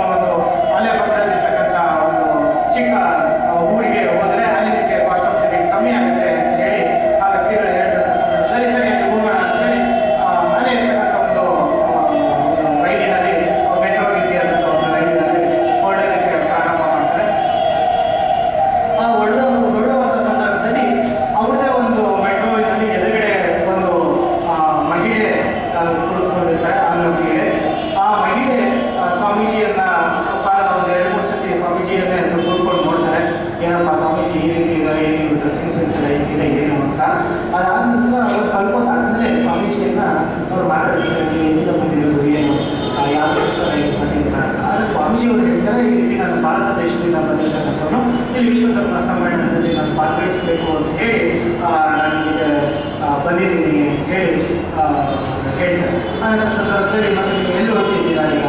ಇಲ್ಲ, ಈ ರೀತಿ ನನಗೆ ಎಲ್ಲೂ ಉಳ್ಕೊಳ್ಳಿಕ್ಕೆ ವ್ಯವಸ್ಥೆ ಇಲ್ಲ, ನನ್ನ ಹತ್ರ ದುಡ್ಡು ಕೂಡ ಇಲ್ಲ, ಎಲ್ಲೂ ಹೋಗ್ಬೇಕು ಅಂತ ಗೊತ್ತಿಲ್ಲ. ಆಗ ಆ ಮಹಿಳೆ ಹೇಳ್ತಾರೆ, ಪರವಾಗಿಲ್ಲ, ನೀವು ಭಾರತದಿಂದ ಬಂದಿರೋರು, ನೀವು ನಮ್ಮ ಮನೆಯಲ್ಲೇ ಉಳ್ಕೋಬೋದು, ನಮ್ಮ ಮನೆಯಲ್ಲೇ ಉಳ್ಕೊಳ್ಳಿ ಅಂತ ಹೇಳಿ ಆ ಮಹಿಳೆ ಹೇಳ್ತಾರೆ. ಆ ಮಹಿಳೆ ಏನಕ್ಕಪ್ಪ ಆ ರೀತಿ ಹೇಳಿದ್ದು ಅಂದರೆ, ಆ ಮಹಿಳೆಗೆ ಒಂದು ಚಿಂತನೆ ಇರುತ್ತೆ, ನನ್ನ ಬೇರೆ ಬೇರೆ ನನ್ನ ಸೊಸೈಟಿಯಲ್ಲಿ ಇರ್ತಕ್ಕಂಥ ಒಂದು ಪ್ರೆಸ್ಟೀಜಿಯಸ್ ಲೆವೆಲಲ್ಲಿ ಈ ರೀತಿ ಸ್ವಾಮೀಜಿಯನ್ನ ಬೇರೆಯವರಿಗೆ ಒಂದು ನೋಡ್ಕೊಂಡು ಹೋಗುವ ಒಂದು ಕಾರ್ಯಕ್ರಮವನ್ನು ಇಟ್ಕೋಬಹುದು. ಈ ರೀತಿ ಭಾರತದಿಂದ ಒಂದು ಸನ್ಯಾಸಿ ಬಂದಿದ್ದಾರೆ, ಈ ಸನ್ಯಾಸಿಯನ್ನ ಒಂದು ಜೋಗ ರೀತಿಯಲ್ಲಿ ಪ್ರೊಜೆಕ್ಟ್ ಮಾಡಬಹುದು ಅವರ ಸೊಸೈಟಿ ಮುಂದೆ ಅಂತ ಹೇಳಿ ಒಂದು ದುರುದ್ದೇಶವನ್ನು ಇಟ್ಕೊಂಡು ಅವರು ಹಾಗೆ ಸ್ವಾಮೀಜಿಯನ್ನ ತನ್ನ ಮನೆಗೆ ಆಹ್ವಾನಿಸ್ತಾರೆ. ನನ್ನ ಸಂದರ್ಭದಲ್ಲಿ ಸ್ವಾಮೀಜಿ ಅವರು ಆಗ್ಬೋದು ಅಂತ ಹೇಳಿ ಒಪ್ಕೊಳ್ತಾರೆ. ಅದಾದ ನಂತರ 2-3 ಗಂಟೆ ಸ್ವಾಮೀಜಿಯೊಂದಿಗೆ ಅವರು ಮಾತಾಡಲಿಕ್ಕೆ ತೊಡಗಿಸ್ಕೊತಾರೆ. ಅದನ್ನ ಸಂದರ್ಭದಲ್ಲಿ ಮಾತಾಡ್ತಾ ಅವ್ರು ಹೇಳ್ತಕ್ಕಂಥ ವಿಚಾರಗಳನ್ನ ಕೇಳಿದ ನಂತರ ನನಗೆ ಅನ್ಸುತ್ತೆ, ಇಲ್ಲ, ಸ್ವಾಮೀಜಿಯನ್ನ ನಿಜವಾಗ್ಲೂ ನನ್ನ ಮನೆಗೆ ಕರೆದುಕೊಂಡು ಹೋಗಬೇಕು, ಸ್ವಾಮೀಜಿಯನ್ನ ವಿಚಾರಗಳನ್ನ ಮತ್ತಷ್ಟು ನಮ್ಮ ಜನತೆಗೆ ತಿಳಿಸೋ ರೀತಿಯಲ್ಲಿ ಆಗಬೇಕು. ನಮ್ಮ ಒಂದು ಭಾರತ ದೇಶದ ಬಗ್ಗೆ ಬಹಳ ಒಂದು ಕೆಟ್ಟ ಒಂದು ಅಭಿಪ್ರಾಯವನ್ನ ಇಡೀ ಅಮೆರಿಕ ಅಥವಾ ವಿದೇಶಗಳಲ್ಲಿ ಆಲ್ರೆಡಿ ಪಸರಿಸ್ಬಿಟ್ಟಿರುತ್ತೆ. ಇಲ್ಲಿಂದ ಹೋದಂಥವರೆಲ್ಲ ನಮ್ಮ ದೇಶ ಅಂದರೆ ಭಾರತ ದೇಶ ಅಂದರೆ ಬರೀ ಏನೋ ಬಡವರ ದೇಶ, ಭಾರತ ದೇಶ ಅಂದರೆ ಎಲ್ಲ ಕಡೆ ಗಲೀಜಾಗಿರ್ತಕ್ಕಂಥದ್ದು, ಏನು ಕೂಡ ಎಲ್ಲ ಒಂದು ನಿರ್ಗತಿಗಳು, ಈ ರೀತಿಯಾದಂತಹ ಒಂದು ಮನೋಭಾವ ಆ ದೇಶಗಳಲ್ಲಿ ಇರುತ್ತೆ. ಆದರೆ ಸ್ವಾಮೀಜಿಯವರ ಜ್ಞಾನವನ್ನು ನೋಡಿದ್ಮೇಲೆ, ಸ್ವಾಮೀಜಿಯವರ ವಿಚಾರಗಳನ್ನು, ಅವರ ಮಾತುಗಳನ್ನು ಕೇಳಿದಂತಹ ಮಹಿಳೆ, ಇಲ್ಲ, ಭಾರಿ ವಿಚಾರಗಳಿದೆ, ಭಾರತದ ಬಗ್ಗೆ ತಿಳ್ಕೋಬೇಕಿದೆ, ಸ್ವಾಮೀಜಿ ಬಗ್ಗೆ ಅನೇಕ ವಿಚಾರಗಳು ತಿಳ್ಕೋಬೇಕಿದೆ ಅಂತ ಹೇಳಿ ತನ್ನ ಮನೆಗೆ ಕರ್ಕೊಂಡು ಹೋಗ್ತಾರೆ. ತನ್ನ ಮನೆಗೆ ಕರ್ಕೊಂಡು ಹೋದ್ಮೇಲೆ ಹಲವಾರು ಸಭೆ ಸಮಾರಂಭ, ಚಿಕ್ಕ ಚಿಕ್ಕ ಸಭೆಗಳನ್ನು ಆಯೋಜಿಸ್ತಾರೆ ಅದೇ ಊರಿನಲ್ಲಿ. ಆ ಚಿಕ್ಕ ಚಿಕ್ಕ ಸಭೆಗಳನ್ನು ಆಯೋಜಿಸಿದಂಥ ಸಂದರ್ಭಗಳಲ್ಲಿ ಸ್ವಾಮೀಜಿ ಹೋಗಿ ಉಪನ್ಯಾಸವನ್ನು ಕೊಡ್ತಾರೆ. ಸೈನ್ಸ್ ಮೇಲೆ ಆಗಿರ್ಬೋದು, ಅಥವಾ ನಮ್ಮ ದೇಶದ ವಿಚಾರಗಳ ಬಗ್ಗೆ ಆಗಿರ್ಬೋದು, ರಾಜಯೋಗ, ಮತ್ತೆ ಏನೋ ಬೇರೆ ಬೇರೆ ಯೋಗಗಳ ಬಗ್ಗೆ, ಭೋಗಗಳ ಬಗ್ಗೆ ಸ್ವಾಮೀಜಿಯವರು ಮಾತನಾಡ್ತಾರೆ. ಸೈನ್ಸ್ ಬಗ್ಗೆ ಆಗಿರ್ಬೋದು, ಸಂಗೀತದ ಬಗ್ಗೆ ಆಗಿರ್ಬೋದು, ಅಥವಾ ಸ್ಪಿರಿಚುವಲ್ ಥಾಟ್ಸ್ ಬಗ್ಗೆ ಆಗಿರ್ಬೋದು, ಈ ಎಲ್ಲ ವಿಚಾರಗಳನ್ನು ಚಿಕ್ಕ ಚಿಕ್ಕ ಪುಟ್ಟ ಸಭೆಗಳಲ್ಲಿ ಸ್ವಾಮೀಜಿಯವರು ಮಾತಾಡ್ತಾ ಹೋಗ್ತಾರೆ. ಹಾಗಂತ ಸಂದರ್ಭದಲ್ಲಿ ಇದೇ ರೀತಿಯಾದ ಒಂದು ಚಿಕ್ಕ ಸಭೆಯಲ್ಲಿ ಒಬ್ಬರು ಪ್ರೊಫೆಸರ್, ಹಾರ್ವರ್ಡ್ ಯೂನಿವರ್ಸಿಟಿಯ ಪ್ರೊಫೆಸರ್ ಆ ಸಭೆಗೆ ಬಂದಿರ್ತಾರೆ. ಸ್ವಾಮೀಜಿಯವರ ಭಾಷಣವನ್ನು ಕೇಳಿದ್ರೆ ಅವರು ಕೂಡ ಬಹಳ ಇನ್ಸ್ಪೈರ್ ಆಗ್ತಾರೆ. ಅದಾದಂಥ ಸಂದರ್ಭದಲ್ಲಿ ಭಾಷಣ ಮುಗಿದ ಮೇಲೆ ಸ್ವಾಮೀಜಿಯವರ ಹತ್ರ ಹೋಗಿ, ನಾನೊಂದು ಹಾರ್ವರ್ಡ್ ಯೂನಿವರ್ಸಿಟಿಯಲ್ಲಿ ನಿಮ್ಮ ಒಂದು ಉಪನ್ಯಾಸವನ್ನು ಇಟ್ಕೋಬೇಕು ಅಂತೀನಿ, ದಯವಿಟ್ಟು ಬರಬೇಕು ಸ್ವಾಮೀಜಿ ಅಂತ ಹೇಳಿ ಕೇಳ್ಕೊತಾರೆ. ಅದರ ಸಂದರ್ಭದಲ್ಲಿ ಆಯಿತು, ಖಂಡಿತವಾಗೂ ಬರ್ತೀನಿ ಅಂತ ಒಪ್ಕೊಂಡು ಸ್ವಾಮೀಜಿಯವರು ಆ ಒಂದು ಹಾರ್ವರ್ಡ್ ಯೂನಿವರ್ಸಿಟಿಯ ಉಪನ್ಯಾಸಕ್ಕೆ ಹೋಗ್ತಾರೆ. ಬಹಳ ಅದ್ಭುತವಾದಂಥ ಒಂದು ಉಪನ್ಯಾಸವನ್ನು ಕೊಡ್ತಾರೆ. ಅಲ್ಲಿರ್ತಕ್ಕಂಥ ಜನರು ಎಲ್ಲರೂ ಕೂಡ ಸ್ವಾಮೀಜಿಯವರ ಭಾಷಣವನ್ನು ಕೇಳಿ ಇನ್ಸ್ಪೈರ್ ಆಗ್ತಾರೆ. ಅದಾದ ನಂತರ ಆ ಪ್ರೊಫೆಸರ್ ಬಂದು ಸ್ವಾಮೀಜಿಯವ್ರಿಗೆ ಹೇಳ್ತಾರೆ, ಸ್ವಾಮೀಜಿ, ಚಿಕಾಗೋದಲ್ಲಿ ನಡೆಯತಕ್ಕಂಥ ವಿಶ್ವಧರ್ಮ ಸಮ್ಮೇಳನದಲ್ಲಿ ನೀವು ದಯವಿಟ್ಟು ಮಾತಾಡಲೇಬೇಕು.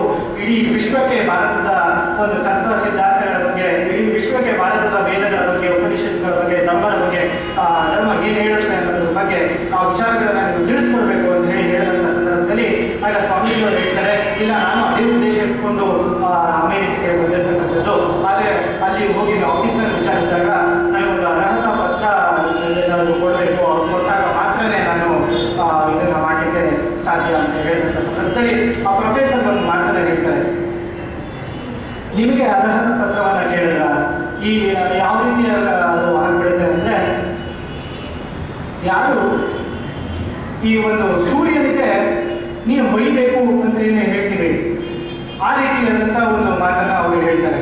ಯಾರು ಕೂಡ ಸೂರ್ಯನಿಗೆ ಹೊಳಿಬೇಕು ಅಂತೇಳಿ ಸರ್ಟಿಫಿಕೇಟ್ ಕೊಡೋದಕ್ಕೆ ಸಾಧ್ಯ ಇಲ್ಲ.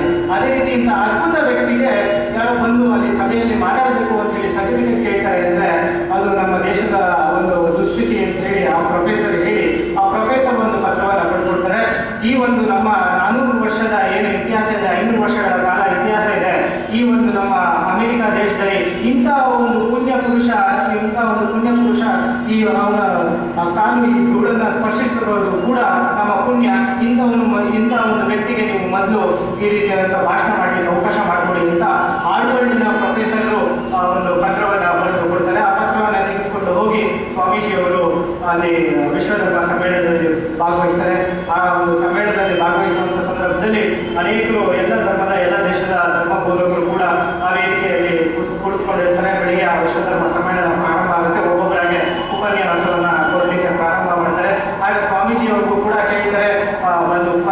ಮಾಡಿದ್ದ. ಆಗ ಅದೇ ಫಸ್ಟ್ ಅಲ್ಲಿವರೆಗೂ ಕೂಡ ಯಾವುದೇ ರೀತಿಯಾದಂಥ ಅಂತ ಒಂದು ಸಮ್ಮೇಳನ ಇದೆ, ಅಂತ ಒಂದು ದೊಡ್ಡ ಸಮ್ಮೇಳನದಲ್ಲಿ ಯಾವತ್ತೂ ಕೂಡ ಸ್ವಾಮೀಜಿಯವರು ಮಾತಾಡೋದೇ ಇಲ್ಲ. ಯಾವತ್ತು ಭಾಷಣವನ್ನ ಸ್ವಾಮೀಜಿಯವರು ಅಲ್ಲಿ ತನಕ ಮಾಡೇ ಇರೋದಿಲ್ಲ. ಯಾವುದೋ ಒಂದು ಚಿಕ್ಕ ಒಂದು ಉಪನ್ಯಾಸಗಳನ್ನ ಅಥವಾ ಚಿಕ್ಕ ಒಂದು ಚರ್ಚೆಗಳಲ್ಲಿ ಭಾಗವಹಿಸೋದು ಬಿಟ್ಟರೆ ಅಂತ ಒಂದು ದೊಡ್ಡ ಒಂದು 1000 ಜನ ಸೇರಿರುವಂಥ ಸಭೆಯಲ್ಲಿ ಯಾವತ್ತೂ ಕೂಡ ಸ್ವಾಮೀಜಿಯವರು ಮಾತಾಡಿರೋದು. ಅದೇ ಮೊಟ್ಟ ಮೊದಲ ಸ್ಪೀಚ್ ಆಗಿರುತ್ತೆ. ಆ ಕಾರ್ಯಕ್ರಮಕ್ಕೆ ಹೋದಾಗ ಎಲ್ಲೋ ಒಂದು ಕಡೆ ಅಣಕಿದ್ದೇ ಇರುತ್ತೆ, ಸ್ವಾಮೀಜಿಗೂ ಕೂಡ ಭಯ ಇರುತ್ತೆ, ಸ್ವಾಮೀಜಿ ಕೂಡ ಎದುರ್ಕೊಂಡು ಹೇಗಪ್ಪ ಮಾತಾಡೋದು ಇಷ್ಟು ಜನಕ್ಕೆ. ಯಾಕಂದ್ರೆ ಯಾವುದೇ ರೀತಿಯಾದಂಥ ಪ್ರಿಪ್ರೇಷನ್ ಇರಲ್ಲ. ಇವತ್ತು ನಾನು ನಿಮ್ಮ ಹತ್ರ ಮಾತಾಡಬೇಕು ಅಂದರೆ ಸಾಕಷ್ಟು ಪ್ರಿಪ್ರೇಷನ್ಗಳನ್ನು ಮಾಡ್ಕೊಂಡು ಬಂದಿದ್ದೀನಿ. ಆದರೆ ಸ್ವಾಮೀಜಿಯವರು ಅವತ್ತು ಯಾವುದೇ ರೀತಿಯಾದಂಥ ಪ್ರಿಪ್ರೇಷನ್ ಮಾಡದೆ, ಯಾವುದೇ ರೀತಿಯಾದಂಥ ಒಂದು ಚೀಟಿಯನ್ನು ಬರ್ಕೊಳ್ತಾರೆ, ಯಾವುದೇ ರೀತಿಯಾದ ಪ್ರಿಪ್ರೇಷನ್ ಮಾಡದೆ ಬಂದು ಕೂತಿರ್ತಾರೆ. ಬೇರೆಯವರೆಲ್ಲರೂ ಕೂಡ, ಬೇರೆ ಧರ್ಮದ ಎಲ್ಲರೂ ಜನರು ಕೂಡ ಇಷ್ಟಿಷ್ಟು ದೊಡ್ಡ ಪುಸ್ತಕಗಳನ್ನು ಇಟ್ಕೊಂಡು, ಆ ಧರ್ಮ ಮೊದಲನೇ ಪುಸ್ತಕಗಳನ್ನು ಇಟ್ಕೊಂಡು ಒಂದಷ್ಟು ಪಾಯಿಂಟ್ಸ್ಗಳನ್ನೆಲ್ಲ ಮಾಡ್ಕೊಂಡು ಹೀಗೆ ಮಾತಾಡಬೇಕು, ಆ ಮಾತಾಡಬೇಕು ಅಂತ ಗಂಟೆಗಟ್ಟಲೆ ಕರಡಿ ಮುಂದೆ ನಿಂತ್ಕೊಂಡು ಪ್ರಾಕ್ಟೀಸ್ ಮಾಡಿ ಬಂದಿರ್ತಕ್ಕಂಥವ್ರು ಇರ್ತಾರೆ. ಸ್ವಾಮೀಜಿಗೆ ಒಂದು ನಿಮಿಷ ಹಂಚಿಕೆ ಆಗುತ್ತೆ, ಹೇಗಪ್ಪ ಇದೆಲ್ಲ ಮಾತಾಡೋದು, ಇಂಥ ವಿದ್ವಾಂಸ ಕೇಳಿದ್ದಾರೆ, ಇನ್ನೊಂದು 6,000 ಜನ ಸೇರಿದ್ದಾರೆ, ಇಂಥ ಒಂದು ದೊಡ್ಡ ಆಡಿಟೋರಿಯಂನಲ್ಲಿ, ಅದು ಕೂಡ ಅಮೇರಿಕಾ ಅಂತ ಒಂದು ದೇಶದಲ್ಲಿ ಚಿಕಾಗೋ ಅಂತ ಒಂದು ಸ್ಥಳದಲ್ಲಿ ನಾನು ನಿಂತು ಮಾತಾಡಬೇಕಿದೆ ಅಂತ ಹೇಳಿ ಒಂದು ಹಂಚಿಕೆ ಆಗುತ್ತೆ. ಆ ನಂತರದಲ್ಲಿ ಸ್ವಾಮೀಜಿಯವರು ಬೇಡ ಮೊದಲಿಗೆ ಕೆಲವರನ್ನು ಕಳಿಸಿ ಅವರನ್ನು ಮಾತಾಡಲಿ, ಅದಾದ್ಮೇಲೆ ನಾನು ಮಾತಾಡ್ತೀನಿ ಅಂತ ಹಿಂದೆ ಸೇರಿತಾ ಬರ್ತಾರೆ. ಅದಾದ ಸಂದರ್ಭದಲ್ಲಿ ಎಲ್ಲರೂ ಒಬ್ಬೊಬ್ಬರೇ ಮಾತಾಡ್ತಾ ಭಾಳ ಅದ್ಭುತವಾದಂಥ ಒಂದು ಸ್ಪೀಚ್ಗಳನ್ನು ಕೊಡ್ತಾ ಹೋಗ್ತಾರೆ. ಅದಾದ ನಂತರ ಮಧ್ಯಾಹ್ನ ಆಗುತ್ತೆ. ಅಷ್ಟೊತ್ತಿಗೆ ಮಧ್ಯಾಹ್ನ ಆದ ನಂತರ ಸ್ವಾಮೀಜಿಯವರು ಉಳಿದಿರೋದು. ಈಗ ನಾನು ಮಾತಾಡೋದಿಲ್ಲ ಅಂತ ಹೇಳೋದಕ್ಕೆ ಚಾನ್ಸೇ ಇಲ್ಲ, ಯಾಕಂದರೆ ಅದು ನೆಕ್ಸ್ಟ್ ಯಾರು ಇಲ್ಲ, ಇವರೇ ಮಾತಾಡಬೇಕು, ಸ್ವಾಮೀಜಿನ ಮಾತಾಡಬೇಕು. ಹಾಗೆ ಆಗಿದ್ದಾಗಲಿ ಅಂತ ಹೇಳಿ ಒಂದು ನಿಮಿಷ ಸರಸ್ವತಿಯನ್ನು ಮನಸ್ಸಲ್ಲಿ ಧ್ಯಾನ ಮಾಡಿಕೊಂಡು ನಮ್ಮ ಭಾರತ ಮಾತೆಯನ್ನು ನಿಲ್ಲಿಸ್ಕೊಂಡು ಸ್ವಾಮೀಜಿಯವರು ಒಂದು ವೇದಿಕೆ ಮೇಲೆ ಬರ್ತಾರೆ. ಸ್ವಾಮೀಜಿಯವರ ಅವರು ಮೈಕಟ್ಟು, ಅವರ ಒಂದು ಭಾವ ಆಗಿರ್ಬೋದು, ಅವರ ಒಂದು ದೇಹದ ಇದಾಗಿರ್ಬೋದು, ಭಾಳ ಒಂದು ಮೈಕಟ್ಟಿನಲ್ಲಿ ಇದ್ದಂಥ ಸ್ವಾಮೀಜಿ ಬಂದು ಇದರ ಮುಂದೆ ವೇದಿಕೆ ಮುಂದೆ ನಿಂತ್ಕೊಂಡಿದ ತಕ್ಷಣ ಒಂದು ರೀತಿಯಾದಂಥ ಅವರಿಗೆ ಒಂದು ಶಕ್ತಿ ಬರುತ್ತೆ. ದೇವರನ್ನ ಒಂದು ನಿಮಿಷ ಸ್ಮರಣೆ ಮಾಡಿಕೊಂಡು ಮನಸ್ಸಿನಲ್ಲಿ ಅಲ್ಲಿ ಕೂತಿರ್ತಕ್ಕಂಥ ಎಲ್ಲ ಸಭೆಗಳಿಗೂ ಕೂಡ ಅಮೆರಿಕ ದೇಶದ ಸೋದರಿಯರೇ ಅಂತ ಹೇಳಿ ಒಂದೇ ಒಂದು ಮಾತನ್ನ ಹೇಳಿದ ತಕ್ಷಣವೇ ಎಲ್ಲರೂ ಕೂಡ 2.5 ನಿಮಿಷ ಚಪ್ಪಾಳೆಯನ್ನ ಇಡೀ ಅಮೆರಿಕ ದೇಶದವರು ಸ್ವಾಮೀಜಿಗೆ ಕೊಡ್ತಾರೆ. ಸೊ 2.5 ನಿಮಿಷ ಇವತ್ತು ಒಂದು 20 ಸೆಕೆಂಡ್ಗಳು ಅಥವಾ 30 ಸೆಕೆಂಡ್ಗಳು ನಾವು ಚಪ್ಪಾಳೆ ಹೊಡೆದ್ರೆ, ಅಥವಾ ಮ್ಯಾಕ್ಸಿಮಮ್ ಒಂದು 45 ಸೆಕೆಂಡ್ಗಳು ಚಪ್ಪಾಳೆ ಹೊಡೆಯೋಷ್ಟೊತ್ತಿಗೆ ನಮಗೆ ಕೈ ನೋವು ಬರುತ್ತೆ. ಅದು ಸಾಧ್ಯನೇ ಇಲ್ಲ ಆ ರೀತಿ ಚಪ್ಪಾಳೆ ಹೊಡೆಯಲಿಕ್ಕೆ. ಆದರೆ ಅಮೆರಿಕದಂಥ ದೇಶದ ಜನರು ಸ್ವಾಮೀಜಿಯವರ ಒಂದೇ ಒಂದು ವಾಕ್ಯಕ್ಕೆ, ಸ್ವಾಮೀಜಿಯವರ ಬರೀ ಕೇವಲ 5 ಪದಗಳಿಗೆ ಸೋದರಿಯರೇ ಅಂದಿದ ತಕ್ಷಣವೇ ಅವರಿಗೆ ಆ ರೀತಿ 2.5 ನಿಮಿಷದ ಒಂದು ಚಪ್ಪಾಳೆಯನ್ನು ಹೊಡಿತಾರೆ. ಅಂದರೆ ಆ ಒಂದು ಸೆಂಟೆನ್ಸ್ನಲ್ಲಿದ್ದಂತಹ ಒಂದು ಪವರ್, ಆ ಸೆಂಟೆನ್ಸ್ನಲ್ಲಿದ್ದಂತಹ ಒಂದು ಶಕ್ತಿ ಅಥವಾ ಆ ಭಾವನೆ, ಅದು ಅಗಾಧವಾದಂಥ ಒಂದು ಭಾವನೆ ಅದರಲ್ಲಿ ಅಡ್ಕೊಂಡಿರುತ್ತೆ. ಯಾಕಂದರೆ ಅಲ್ಲಿವರೆಗೂ ಭಾಷಣ ಮಾಡಿದಂಥ ಎಲ್ಲರೂ ಕೂಡ ಅಲ್ಲಿ ಬಂದು ಅಲ್ಲಿ ಸಭೆಕರಿಗೆ ನಮಸ್ಕಾರವನ್ನು ಮಾಡಿರ್ತಾರೆ, ಅಥವಾ ಬೇರೆ ಬೇರೆ ರೀತಿಯಾದಂಥ ತಮ್ಮದೇ ಆದ ದಾಟಿಯಲ್ಲಿ ಇಲ್ಲಿ ನಡೆದಿರ್ತಕ್ಕಂಥವ್ರಿಗೆ ಅದು ಇದು ಅಂತ ಹೇಳಿ ಮಾತಾಡಿರ್ತಕ್ಕಂಥ ಅಲ್ಲಿವರೆಗೂ ಕೂಡ. ಯಾಕಂದರೆ ಭಾರತ ದೇಶವಂದರೆ ಅವರ ಅಲ್ಲಿದ್ದಂಥ ಜನರ ಪರಿಕಲ್ಪನೆ, ಭಾರತ ದೇಶ ಅಂದರೆ ಒಂದು ವೇಸ್ಟ್ ಕಂಟ್ರಿ, ಆ ಕಂಟ್ರಿಯಲ್ಲಿ ಯಾಕೋ ಕಲ್ಚರ್ ಇಲ್ಲ, ಮ್ಯಾನರ್ಸ್ ಇಲ್ಲ ಅನ್ನುವ ಕಂಟ್ರಿಯಿಂದ ಬಂದಿರತಕ್ಕಂಥ ವ್ಯಕ್ತಿ, ಆ ಪರಿಕಲ್ಪನೆಯನ್ನು ಇಟ್ಕೊಂಡಿದ್ದಂಥ ಜನರಿಗೆ ಆ ವ್ಯಕ್ತಿ ಬಂದು ಅದೇ ದೇಶದಿಂದ ಬಂದಂಥ ಒಬ್ಬ ಸನ್ಯಾಸಿ ಇಡೀ ನಮ್ಮ ದೇಶದ ಎಲ್ಲ ಜನರನ್ನು, ಅಮೆರಿಕದ ಜನರನ್ನು ಸೋದರಿಯರೇ, ಬ್ರದರ್ಸ್ ಅಂಡ್ ಸಿಸ್ಟರ್ಸ್ ಅಂತ ಕರೆದಾಗ ಒಂದು ನಿಮಿಷ ಅವ್ರಿಗೆಲ್ಲರಿಗೂ ಕೂಡ ಅದು ಮನಸ್ಸಿಗೆ ತಟ್ಟುತ್ತೆ.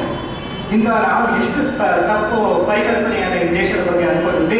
ಅಂತ ಒಂದು ದೇಶದಿಂದ ಬಂದಂಥ ಒಬ್ಬ ಸನ್ಯಾಸಿ ಈ ರೀತಿಯಾದ ಎಲ್ಲ ಅವಾಗಿನ ತನಕ ಯಾರೂ ಕೂಡ ಆ ಬಲವನ್ನು ಆಡದಂಥ ಎಲ್ಲರೂ ಕೂಡ ಸೋದರಿಯರ ಮನೋಭಾವವನ್ನು ಸ್ವಾಮೀಜಿಯವರು ಹೇಳಿದ ಸಂದರ್ಭದಲ್ಲಿ ಆ ಒಂದು ವಿಚಾರಕ್ಕೋಸ್ಕರ ಅವರಿಗೆ 2.5 ನಿಮಿಷ ಚಪ್ಪಾಳೆಯನ್ನು ಹೊಡಿತಾರೆ. ಸ್ವಾಮೀಜಿಯವರ ಭಾಷಣ ಅವತ್ತು ಬರೀ ಕೇವಲ 15 ನಿಮಿಷದ ಭಾಷಣ ಆಗಿರುತ್ತೆ.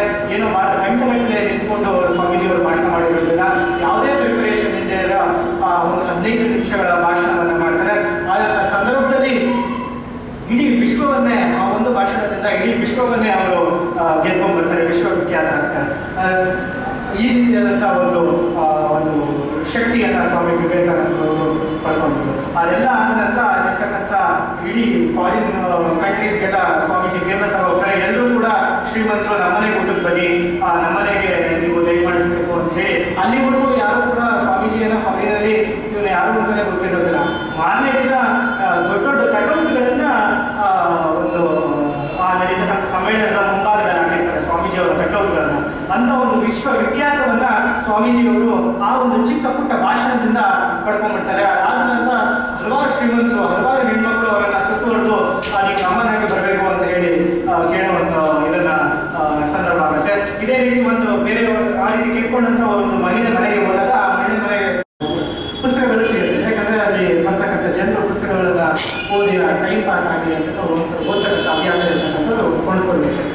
ಆ ವ್ಯಕ್ತಿ ಏನ್ ಮಾಡ್ತಾರೆ, ರೈಲ್ವೆ ಸ್ಟೇಷನ್ ಅಲ್ಲಿ ಇರ್ತಕ್ಕಂಥ ಒಂದು ಬುಕ್ ಸ್ಟೋರಿಗೆ ಹೋಗಿ ಒಂದು ಚಿಕ್ಕ ಪುಸ್ತಕವನ್ನ 5 ರೂಪಾಯಿ ಕೊಟ್ಟು ಒಂದು ಚಿಕ್ಕ ಪುಸ್ತಕವನ್ನ ತೆಗೆದುಕೊಂಡು ಆ ಪುಸ್ತಕವನ್ನ ತೆಗೆದುಕೊಂಡು ಅದೇ ಇರ್ತಕ್ಕಂಥ ಬೆಂಚ್ ಮೇಲೆ ಕುತ್ಕೊಂಡು ಸ್ಟೇಷನ್ ಬೆಂಚ್ ಮೇಲೆ ಕುತ್ಕೊಂಡು ಓದಲಿಕ್ಕೆ ಪ್ರಾರಂಭ ಮಾಡ್ತಾನೆ.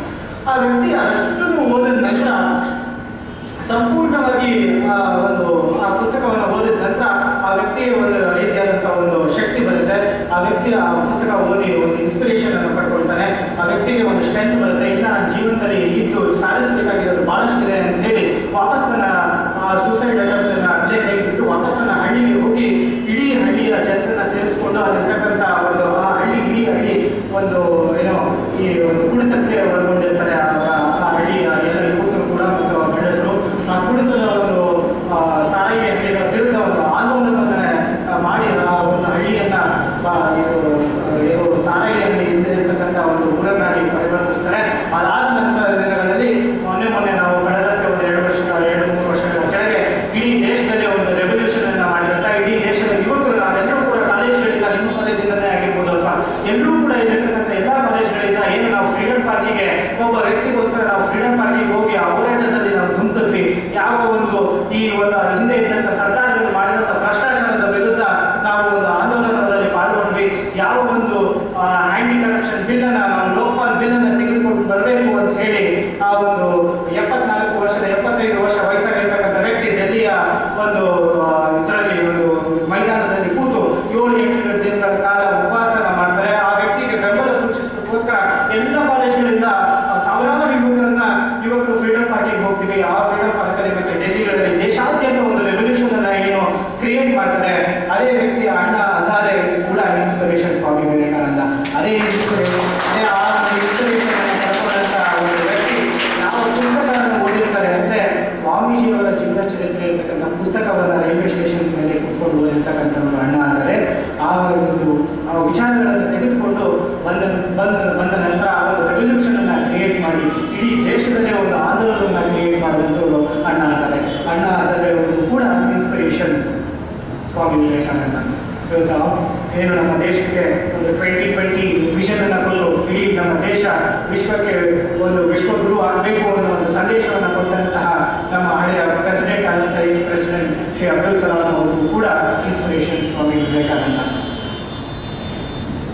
ಹಾಗೂ ಕೂಡ ಒಬ್ಬ ಒಂದು ಚಿಕ್ಕ ಹುಡುಗ, ಬಹಳ ಬಡತನದಲ್ಲಿ ಬಂದಿರತಕ್ಕಂಥ ಒಬ್ಬ ಹುಡುಗ ತನ್ನ ಎಲ್ಲ ಬಹಳ ಬಡತನ ಇರುತ್ತೆ. ಒಂದು ಸ್ಕೂಲಲ್ಲಿ ಓದ್ತಿರ್ತಾನೆ. ಆ ಗೌರ್ಮೆಂಟ್ ಶಾಲೆಯಿಂದ ಒಂದು ಟ್ರಿಪ್ಪನ್ನು ಆಯೋಜಿಸಿರ್ತಾರೆ. ಒಂದು ಟ್ರಿಪ್ ಕರ್ಕೊಂಡು ಹೋಗ್ಬೇಕು ಎಲ್ಲರಿಗೂ ಕೂಡ. ಅಲ್ಲಿ ಒಂದು ಹತ್ರ ಇರುವಂಥ ಒಂದು ನದಿಗೆ ಕರ್ಕೊಂಡು ಹೋಗ್ಬೇಕು. ಅಲ್ಲೊಂದು ದೋಣಿ ಇರುತ್ತೆ. ಆ ದೋಣಿಯಿಂದ ನೆಕ್ಸ್ಟ್ ಗಡಕ್ಕೆ ಹೋಗ್ಬೇಕು. ಅಲ್ಲೊಂದು ಸ್ವಲ್ಪ ವಿಶ್ರಾಂತಿಯನ್ನು ಪಡ್ಕೊಂಡು ಎಲ್ಲ ಆಟ ಆಡಿ ವಾಪಸ್ ಬರಬೇಕು ಅಂತ ಒಂದು ಸ್ಮಾಲ್ ಟ್ರಿಪ್ಪನ್ನು ಹಾಕ್ತಾರೆ. ಆ ಸ್ಕೂಲಲ್ಲಿ ಆಯೋಜಿಸ್ತಾರೆ. ಅದರ ಸಂದರ್ಭದಲ್ಲಿ ಎಲ್ಲ ಮಕ್ಕಳು 2 ಪೈಸೆ ತಗೊಂಡ್ಬನ್ನಿ ಅಂತ ಹೇಳಿರ್ತಾರೆ. ಯಾಕಪ್ಪ 2 ಪೈಸೆ ಅಂದರೆ ಆ ನದಿಯನ್ನು ದಾಟಬೇಕಾದ್ರೆ ಅಲ್ಲಿ ಆ ತೆಪ್ಪ ಏನು ಚಾಪ ಇರ್ತಾನೆ ಅವನು 2 ಪೈಸೆ ಕೊಟ್ಬಿಟ್ಟು ಅಲ್ಲಿ ಹೋಗ್ಬೇಕಾಗುತ್ತೆ. ಹಾಗಾಗಿ ಎಲ್ಲರೂ ಕೂಡ ಇದನ್ನ 2 ಪೈಸೆ ತಗೊಂಡ್ಬನ್ನಿ ಅಂತ ಹೇಳ್ತಾರೆ. ಅದೇ ಶಾಲೆಯಲ್ಲಿ ಓದ್ತಾ ಇರ್ತಕ್ಕಂಥ ಒಬ್ಬ ಶಾಸ್ತ್ರಿ ಅನ್ನೋ ಹುಡುಗನಿಗೆ ಕೂಡ 2 ಪೈಸೆ ತಗೊಂಬ ಅಂತ ಹೇಳಿರ್ತಾನೆ.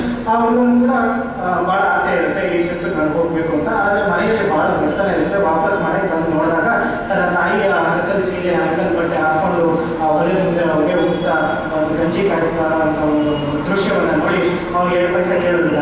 ಇಂಥ ಸಂದರ್ಭದಲ್ಲಿ ನಾನು 2 ಪೈಸೆ ಕೇಳೋದು ಸರಿಯಾಗೋದಿಲ್ಲ ಅಂತ ಹೇಳಿ ಭಾಳ ಮನೆ ಅಂದ್ಕೊಂಡು ವಾಪಸ್ ಬರ್ತಾನೆ ಸ್ಕೂಲ್ಗೆ.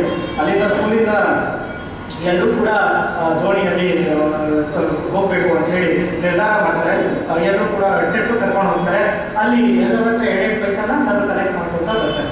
ಎಲ್ಲರೂ 2 ಪೈಸೆ ಕೊಟ್ಟು 10 ಜನ ತೆಪ್ಪದಲ್ಲಿ ಹೋಗಿ ಪ್ರಾರಂಭ ಮಾಡ್ತಾರೆ.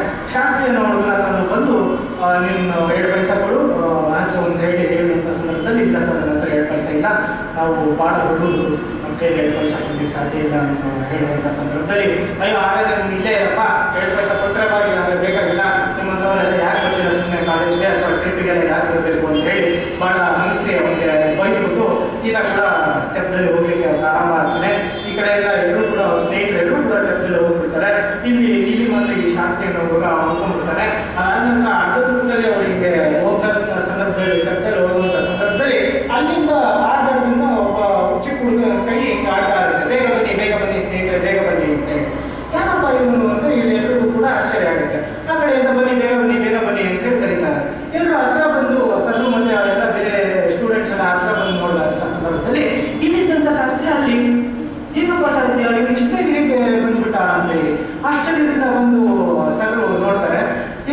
ಹೇಗೆ ಬಂದೆ ಅಂದರೆ ಶಾಸ್ತ್ರಿ ಫುಲ್ಲು ತಲೆಯೆಲ್ಲ ಒಂದೇ ಆಗಿರುತ್ತೆ, ಪೂರ್ತಿಯಾದಂಥ ಒಂದು ನೆಂದೋಗಿರ್ತಾನೆ.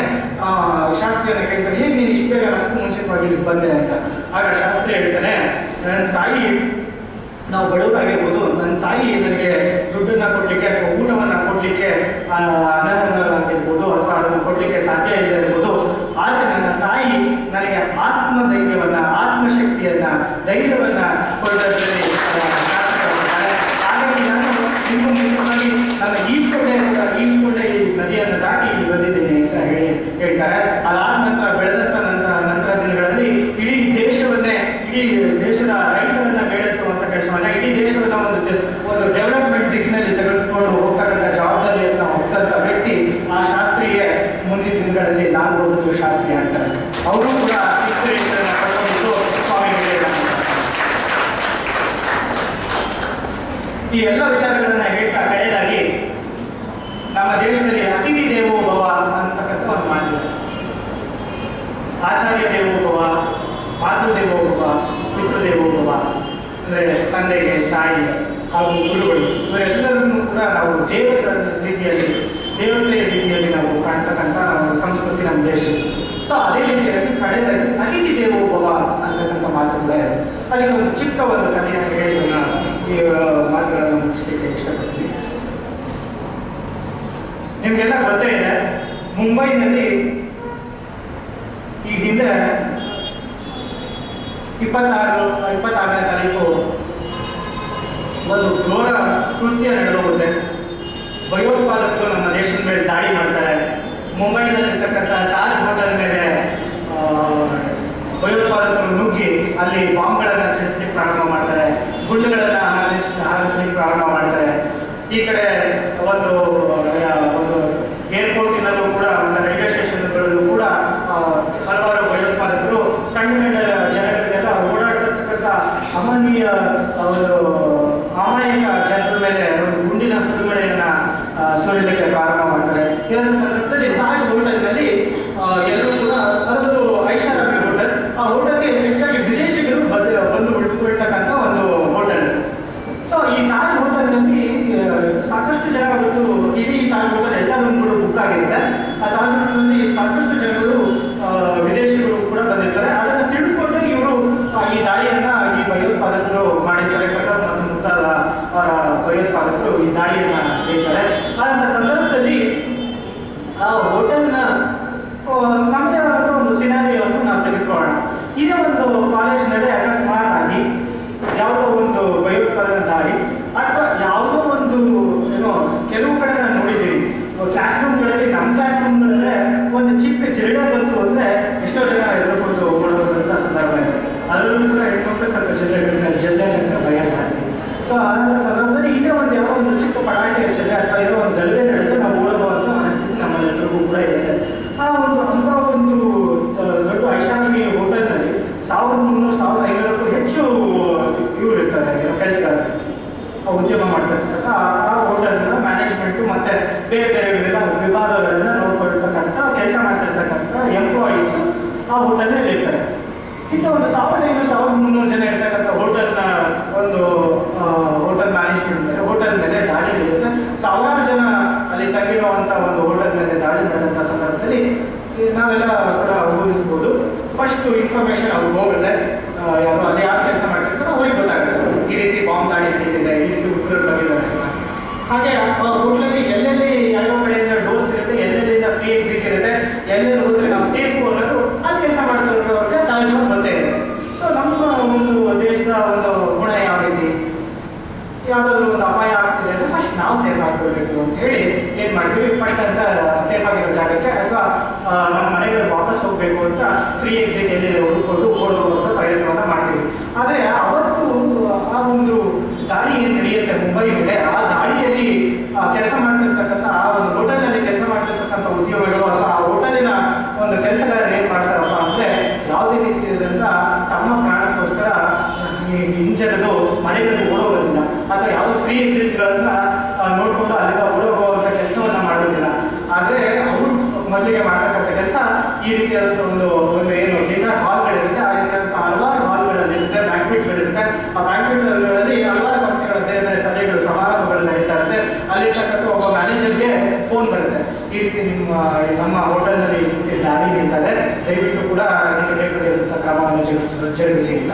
ಆಗ ಇಮಿಡಿಯೇಟ್ ಆಗಿ ಮ್ಯಾನೇಜರ್ ಮಾಡುವಂಥ ಒಂದು ಒಳ್ಳೆ ಕೆಲಸ ಏನಪ್ಪ ಅಂದರೆ ಅಲ್ಲಿರ್ತಕ್ಕಂಥ ಎಲ್ಲರಿಗೂ ಕೂಡ ಒಂದು ವಿಶ್ವಾಸವನ್ನು ಕೊಟ್ಟು ಮೊದಲಿಗೆ ಲೈಟನ್ನು ಆರಿಸಿ, ಯಾರು ಕೂಡ ಮಾತಾಡಬೇಡಿ, ನಿಶಬ್ದವಾಗಿರಿ ಅಂತ ಹೇಳಿ ಲೈಟನ್ನು ಆರಿಸಿ ಅಲ್ಲಿರ್ತಕ್ಕಂಥ ರೌಂಡ್ ಟೇಬಲ್ಗಳಿರುತ್ತೆ, ಆ ಟೇಬಲ್ಗಳ ಕೆಳಗಡೆ ಹೋಗಿ ಎಲ್ಲರೂ ಕೂಡ ಬಚ್ಚಿಟ್ಕೊಡಿ ಅಂತ ಹೇಳಿ ಆ ಎಲ್ಲ ಜನರನ್ನು ಕೂಡ ರೌಂಡ್ ಟೇಬಲ್ಗಳ ಕೆಳಗಡೆ ಬಚ್ಚಿಟ್ಕೊಳ್ಳುವಂತ ಮಾಡ್ತಾರೆ. ಆ ಸಂದರ್ಭದಲ್ಲಿ ಈ ಭಯೋತ್ಪಾದಕರು ಏನಿರ್ತಾರೆ ಆ ರೂಮ್ಗೆ ಭಯೋತ್ಪಾದಕರು ಬರ್ತಾರೆ, ಬಂದು ಒಂದು ರೌಂಡನ್ನು ಹಾಕಿ ಓಕೆ ಇದು ಯಾರು ಇಲ್ಲ ಅಂತ ಹೇಳಿ ಅಂತ ಸಂದರ್ಭದಲ್ಲಿ ವಾಪಸ್ ಹೋಗ್ತಾನೆ. ಅಂದರೆ ಅಂತ ಒಂದು ಸಂದರ್ಭದಲ್ಲಿ ಆ ಮ್ಯಾನೇಜರ್ ಮಾಡಿದಂತಹ ಒಂದು ಬುದ್ಧಿಶಕ್ತಿಯಿಂದ ಆ ಒಂದು ಮ್ಯಾನೇಜರ್ ಒಂದು ತಲೆ ಓಡಿಸಿದ ಕಾರಣದಿಂದ ಸಾವಿರಾರು ಅಲ್ಲಿ ಬಂದಿರತಕ್ಕಂಥ ಅತಿಥಿಗಳ ಒಂದು ಜೀವ ಉಳಿಯುತ್ತೆ. ಅನಂತರದಲ್ಲಿ ಫ್ರೀ ಸ್ಟೇರ್ಕೇಸ್ಗಳೇನಿರುತ್ತೆ, ಫ್ರೀ ಸ್ಟೇರ್ಕೇಸ್ಗಳು, ಆ ಸ್ಟೇರ್ಕೇಸ್ಗಳ ಹತ್ರ ಎಲ್ಲ ಒಂದು ಈ ಗೆಸ್ಟ್ಗಳನ್ನ ಕೆಳಗಡೆ ಸಾಗಿಸುವಂಥ ಕೆಲಸವನ್ನ ಈ ಒಂದು 500ಕ್ಕೂ ಹೆಚ್ಚು ಉದ್ಯಮಿಗಳು ಅಥವಾ 500ಕ್ಕೂ ಹೆಚ್ಚು ಎಂಪ್ಲಾಯೀಸ್ ಏನಿರ್ತಾರೆ ಆ ಹೋಟೆಲ್ನ ಎಂಪ್ಲಾಯೀಸ್ ಮಾಡುವಂಥ ಕೆಲಸದಲ್ಲಿ ತೊಡಗಿಕೊಂಡಿರ್ತಾರೆ. ಯಾವ ರೀತಿ ಅವರು ಆ ಜನರನ್ನ ಬಚಾವ್ ಮಾಡ್ತಾ ಇರ್ತಾರೆ ಅಂದರೆ ಆ ಸ್ಟೇರ್ಕೇಸ್ನಿಂದ ಮುಂಭಾಗದಲ್ಲಿ ಎಲ್ಲರೂ ಕೂಡ ಹ್ಯೂಮನ್ ಚೈನನ್ನು ಮಾಡ್ಕೊಂಡು ನಿಂತಿರ್ತಾರೆ. ಯಾವುದೇ ಒಬ್ಬ ಒಂದು ಉಗ್ರ ಬಂದರೂ ಕೂಡ ಮೊದಲು ಅವನು ಸಾಯಿಸೋದಾದ್ರೆ ನಮ್ಮನ್ನು ಸಾಯಿಸಿ, ಅನಂತರ ನಮ್ಮ ಒಂದು ಈ ಹೋಟೆಲ್ನಲ್ಲಿ ಬಂದಿರತಕ್ಕಂಥ ಸಾರ್ವಜನಿಕರನ್ನ ಸಾಯಿಸಬೇಕು ಅಥವಾ ಅತಿಥಿಗಳನ್ನ ಸಾಯಿಸಬೇಕು ಅನ್ನೋ ಒಂದು ನಿರ್ಧಾರವನ್ನು ಮಾಡಿ ಎಲ್ಲರೂ ಕೂಡ ಹ್ಯೂಮನ್ ಚೈನನ್ನು ಮಾಡಿ ಎಲ್ಲ ಗೆಸ್ಟ್ಗಳನ್ನ ಕೆಳಗಡೆ ಕಳಿಸುವಂತ ನಡೀತಾಗುತ್ತೆ. ಅದರ ಸಂದರ್ಭದಲ್ಲಿ ಅಲ್ಲಿ ಉಗ್ರರು ಬಂದ್ಬಿಡ್ತಾರೆ. ಇದು ಒಂದು ಅವರ ಕೈಯಲ್ಲಿದ್ದಂಥ AK-47 ಗನ್ನಿಂದ ಆ ಒಂದು ಗುಂಡಿನ ದಾಳಿಯನ್ನು ಮಾಡ್ತಾರೆ. ಅನೇಕರು ಅಲ್ಲೇ ಕೂಡ 50ಕ್ಕೂ ಹೆಚ್ಚು ಅಲ್ಲಿರ್ತಕ್ಕಂಥ ಕೆಲಸಗಾರರು, ಮಹಿಳೆಯರು ಮತ್ತು ಪುರುಷರು ಸಾವನ್ನಪ್ತಾರೆ. ಆದರೂ ಕೂಡ ಯಾರು ಕೂಡ ಒಂದು ಇಂಚು ಕೂಡ ಅಲುಗಾಡೋದಿಲ್ಲ, ಎಲ್ಲರೂ ಕೂಡ ಹ್ಯೂಮನ್ ಚೈನನ್ನು ಮಾಡಿಕೊಂಡು ಅವರೆಲ್ಲರೂ ಹೋಗೋದಕ್ಕೆ ನಿಂತಿರ್ತಾರೆ. ಅವರೆಲ್ಲರೂ ಹೋದಂತ ಅಲ್ಲಿ ಇರ್ತಕ್ಕಂಥವರಿಗೆ ಗುಂಡಿನ ಸುರಿಮಳೆಗಳಿಂದ ಎಷ್ಟೋ ಜನ ಸತ್ತೋಗ್ತಾರೆ. ಆದ ನಂತರ ಇವರು ಕೂಡ ಅವರಿಂದ ಹೋಗ್ತಾರೆ. ಇದೆಲ್ಲ ಆದಂಥ ಸಂದರ್ಭದಲ್ಲಿ ಎಲ್ಲ ಘಟನೆಗಳು ನಡೆದ ಮೇಲೆ 2 ದಿನ ಆಗಿ 3 ದಿನ ಆದಮೇಲೆ ತಾಜ್ನ ಒಂದು ಸಭೆಯಲ್ಲಿ ಒಂದು ರಿಸರ್ಚ್ ಟೀಮು ಈ ಎಲ್ಲ ಒಂದು ಮಿಕ್ಕಿರ್ತಕ್ಕಂಥ ಒಂದು ಎಂಪ್ಲಾಯೀಸ್ ಏನಿರ್ತಾರೆ ಅವರೆಲ್ಲರನ್ನು ಸೇರಿಸಿ ಅಲ್ಲಿ ತೀರ್ಕೊಂಡಿರ್ತಕ್ಕಂಥ ಒಂದು ಹುತಾತ್ಮರಾದಂಥ ಒಂದು ಎಂಪ್ಲಾಯೀಸ್ಗೆ ಶ್ರದ್ಧಾಂಜಲಿಯನ್ನು ಕೋರುವಂಥ ಒಂದು ಕಾರ್ಯಕ್ರಮ ಇರುತ್ತೆ. ಆ ಕಾರ್ಯಕ್ರಮದಲ್ಲಿ ಒಬ್ಬರು ಎಲ್ಲ ಇವರನ್ನ ಪ್ರಶ್ನಿಸ್ತಾರೆ. ಹೀಗೆ ನೀವು ಈ ರೀತಿ ಮಾಡಿದ್ರಿ, ನೀವು ಓಡೋಗ್ಬೋದಿತ್ತಲ್ಲ ಅನ್ನೋದು, ಏನು ನಿಮ್ಮನ್ನು ಸ್ಟಾಪ್ ಮಾಡಿದ್ದು, ಯಾವುದು ನಿಮ್ಮನ್ನು ಈ ರೀತಿ ಇಷ್ಟು ನಿಮ್ಮ ಜೀವವನ್ನು ಪಣಕ್ಕಿಟ್ಟು ನಿಮ್ಮ ಗೆಸ್ಟ್ಗಳನ್ನು ರಕ್ಷಿಸಬೇಕು ಅನ್ನೋ ಒಂದು ಜ್ಞಾನ ಕೊಟ್ಟಿದ್ದು ಯಾವುದು, ಆ ರೀತಿಯಾದಂಥ ಒಂದು ನಿರ್ಧಾರ ನೀವು ಬರಲಿಕ್ಕೆ ಈಗ ಸಾಧ್ಯ ಆಯಿತು. ಯಾಕಂದರೆ ನಮ್ಮ ದೇಶದಲ್ಲಿ ನಾವು ಮೊದಲು ಸೇಫ್ ಆಗಿರಬೇಕು, ಆಮೇಲೆ ನಮ್ಮ ಪಕ್ಕದ ಮನೆಯಲ್ಲಿರುವ ಒಂದು ನೋಡುವಂಥ ಪರಿಸ್ಥಿತಿ ಇರುವಂಥ ಸಂದರ್ಭದಲ್ಲಿ ನೀವು ನಿಮ್ಮ ಪ್ರಾಣವನ್ನು ಉಗ್ರರು ಗುಂಡಿಗೆ ಎದೆ ಕೊಟ್ಟು ನಿಲ್ತೀರ, ನಿಮ್ಮಲ್ಲಿ ಅಂತ ಧೈರ್ಯ ಏನಿದೆ ಅಂತ ಹೇಳಿದಾಗ ಎಲ್ಲರೂ ಕೂಡ ಇರ್ತಕ್ಕಂಥ 1500 ಜನ ಕೂಡ ನಮ್ಮ ಹೋಟೆಲ್ನ ಮುಂಭಾಗದಲ್ಲಿ ಅಥವಾ ನಮ್ಮ ಹೋಟೆಲ್ನ ನಾವು ಸೇರ್ಕೋಬೇಕಾದಂಥ ಸಂದರ್ಭದಲ್ಲಿ ನಾವೇನೋ ಸಹಿಯನ್ನು ಹಾಕ್ತೀವಿ. ಆ ಸಹಿಯನ್ನು ಹಾಕುವಂಥ ಸಂದರ್ಭದಲ್ಲಿ ಆ ಒಂದು ಕಾಂಟ್ರಾಕ್ಟ್ ಪೇಪರ್ ಏನಿರುತ್ತೆ ಆ ಪೇಪರ್ ಮೇಲೆ ಮೊದಲು ಬರೆದಿರ್ತಕ್ಕಂಥ ಸೆಂಟೆನ್ಸು ಅತಿಥಿ ದೇವೋ ಭವ. ಸೊ ಇಡೀ ಒಂದು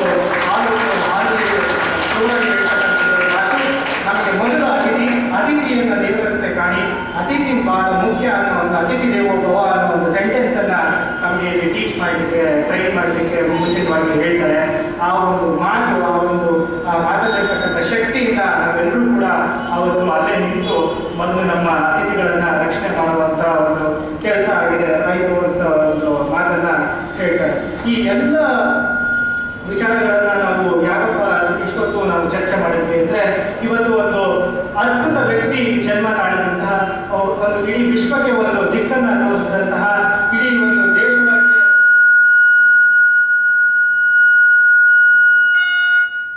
ಒಂದು ದೇಶಕ್ಕೆ ಒಂದು ಮಾರ್ಗವನ್ನ ಕೊಟ್ಟಂತಹ ಒಬ್ಬ ವ್ಯಕ್ತಿಯ ಒಂದು ಆಚರಣೆಯನ್ನು ಇವತ್ತು ನಾವೆಲ್ಲ ತೊಡಗಿಸ್ಕೊಂಡಿದ್ದೇವೆ. ಅವರ ಇನ್ನು ಮತ್ತಷ್ಟು ಸ್ವಾಮೀಜಿ ಬಗ್ಗೆ ಹೇಳ್ತಾ ಹೋದ್ರೆ, ಸ್ವಾಮೀಜಿಗಳ ಒಂದು ಜೀವನ ಚರಿತ್ರೆಯನ್ನು ಹೇಳ್ತಾ ಹೋದ್ರೆ ಗಂಟೆಗಳೇ ಸಾಗೋದಿಲ್ಲ. ನನಗೂ ಗೊತ್ತಿಲ್ಲ, ಇವಾಗೂ ಕೂಡ ನಾನು ವಾಚ್ ತರೋದು ಕೂಡ ಮರೆತು ಬಿಟ್ಟೆ. ಹಾಗಾಗಿ ಎಷ್ಟೊಂದು ಮಾತಾಡಿದೆ ಅಂತ ನನಗೆ ಗೊತ್ತಿಲ್ಲ. ಬಹುಶಃ ನಿಮಗೆಲ್ಲ ಫೋನ್ ಮಾಡಿದ್ದೀನೋ ಇಲ್ಲೋ ಅಂತ ನನಗೆ ಗೊತ್ತಿಲ್ಲ. ಹಾಗಾಗಿ ಸ್ವಾಮೀಜಿ ಅಂದ್ರೆ ಆ ಅನುಭವನೇ ಒಂದು ರೀತಿಯಾದಂಥ ಬೇರೆ ಅನುಭವ. ನಾನು ಕೂಡ ನಿಮ್ಮಂತೆ ಕಾಲೇಜಿನಲ್ಲಿ ಇದ್ದಾಗ ನಿಮ್ಮಂತೆ ಕೂತ್ಕೊಂಡು ಚಕ್ರವರ್ತಿ ಸೂರ್ಯ ಮೇಲೆ ತೇಜಸ್ವಿ ಸೂರ್ಯ ಅಂತ ಮಹಾನ್ ಭಾಷಣಕಾರರ ಭಾಷಣವನ್ನು ಕೇಳ್ತಕ್ಕಂಥ ಸಂದರ್ಭದಲ್ಲಿ ನಿಮ್ಮಂತೆ ಕೂತಿದ್ದಾಗ ಅವ್ರು ಹೇಳ್ತಾ ಇದ್ರು, ನನಗೆ ಸ್ವಾಮೀಜಿ ಬಗ್ಗೆ ಓದಬೇಕಾದ್ರೆ ಒಂದು ರೀತಿಯಾದಂಥ ಒಂದು ವೈಬ್ರೇಷನ್ ನಮಗೆ ಉಂಟಾಗುತ್ತೆ, ಸ್ವಾಮೀಜಿಯವರ ಬಗ್ಗೆ ಮಾತಾಡಬೇಕಾದ್ರೆ ಒಂದು ಕರೆಂಟ್ ಪಾಸ್ ಆಗುತ್ತೆ ಅಂತ. ನಾನು ಅಂತ ಇರಲಿಲ್ಲ, ಹೇಳ್ತಾರೆ ಸುಮ್ಮನೆ ಕೂತ್ಕೊಂಡಲ್ಲ, ನಾವು ಎಲ್ಲರೂ ಕೂಡ ಅದೇ ರೀತಿ ಹೇಳೋದು, ಕರೆಂಟ್ ಪಾಸ್ ಆಗುತ್ತೆ, ಅದು ಪಾಸ್ ಆಗುತ್ತೆ, ಇದು ಪಾಸ್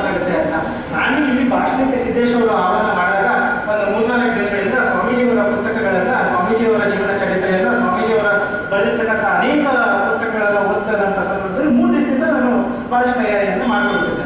3 ದಿವಸದಿಂದ ಆ ಪುಸ್ತಕಗಳನ್ನು ಓದ್ತಾ ಬಂದಿದ್ದೆ. ನಾನು ರೂಮಲ್ಲಿ ಒಂದು ಚಿಕ್ಕ ವಿವೇಕಾನಂದರ ಒಂದು ಫೋಟೋವನ್ನು ಇಟ್ಕೊಂಡಿದ್ದೀನಿ ಟೇಬಲ್ ಮೇಲೆ. ಆ ಫೋಟೋ ಮುಂದೆ ಕೂತ್ಕೊಂಡು ಈ ವಿವೇಕಾನಂದರ ಬಗ್ಗೆ ಓದ್ತಾ ಇದ್ದೆ.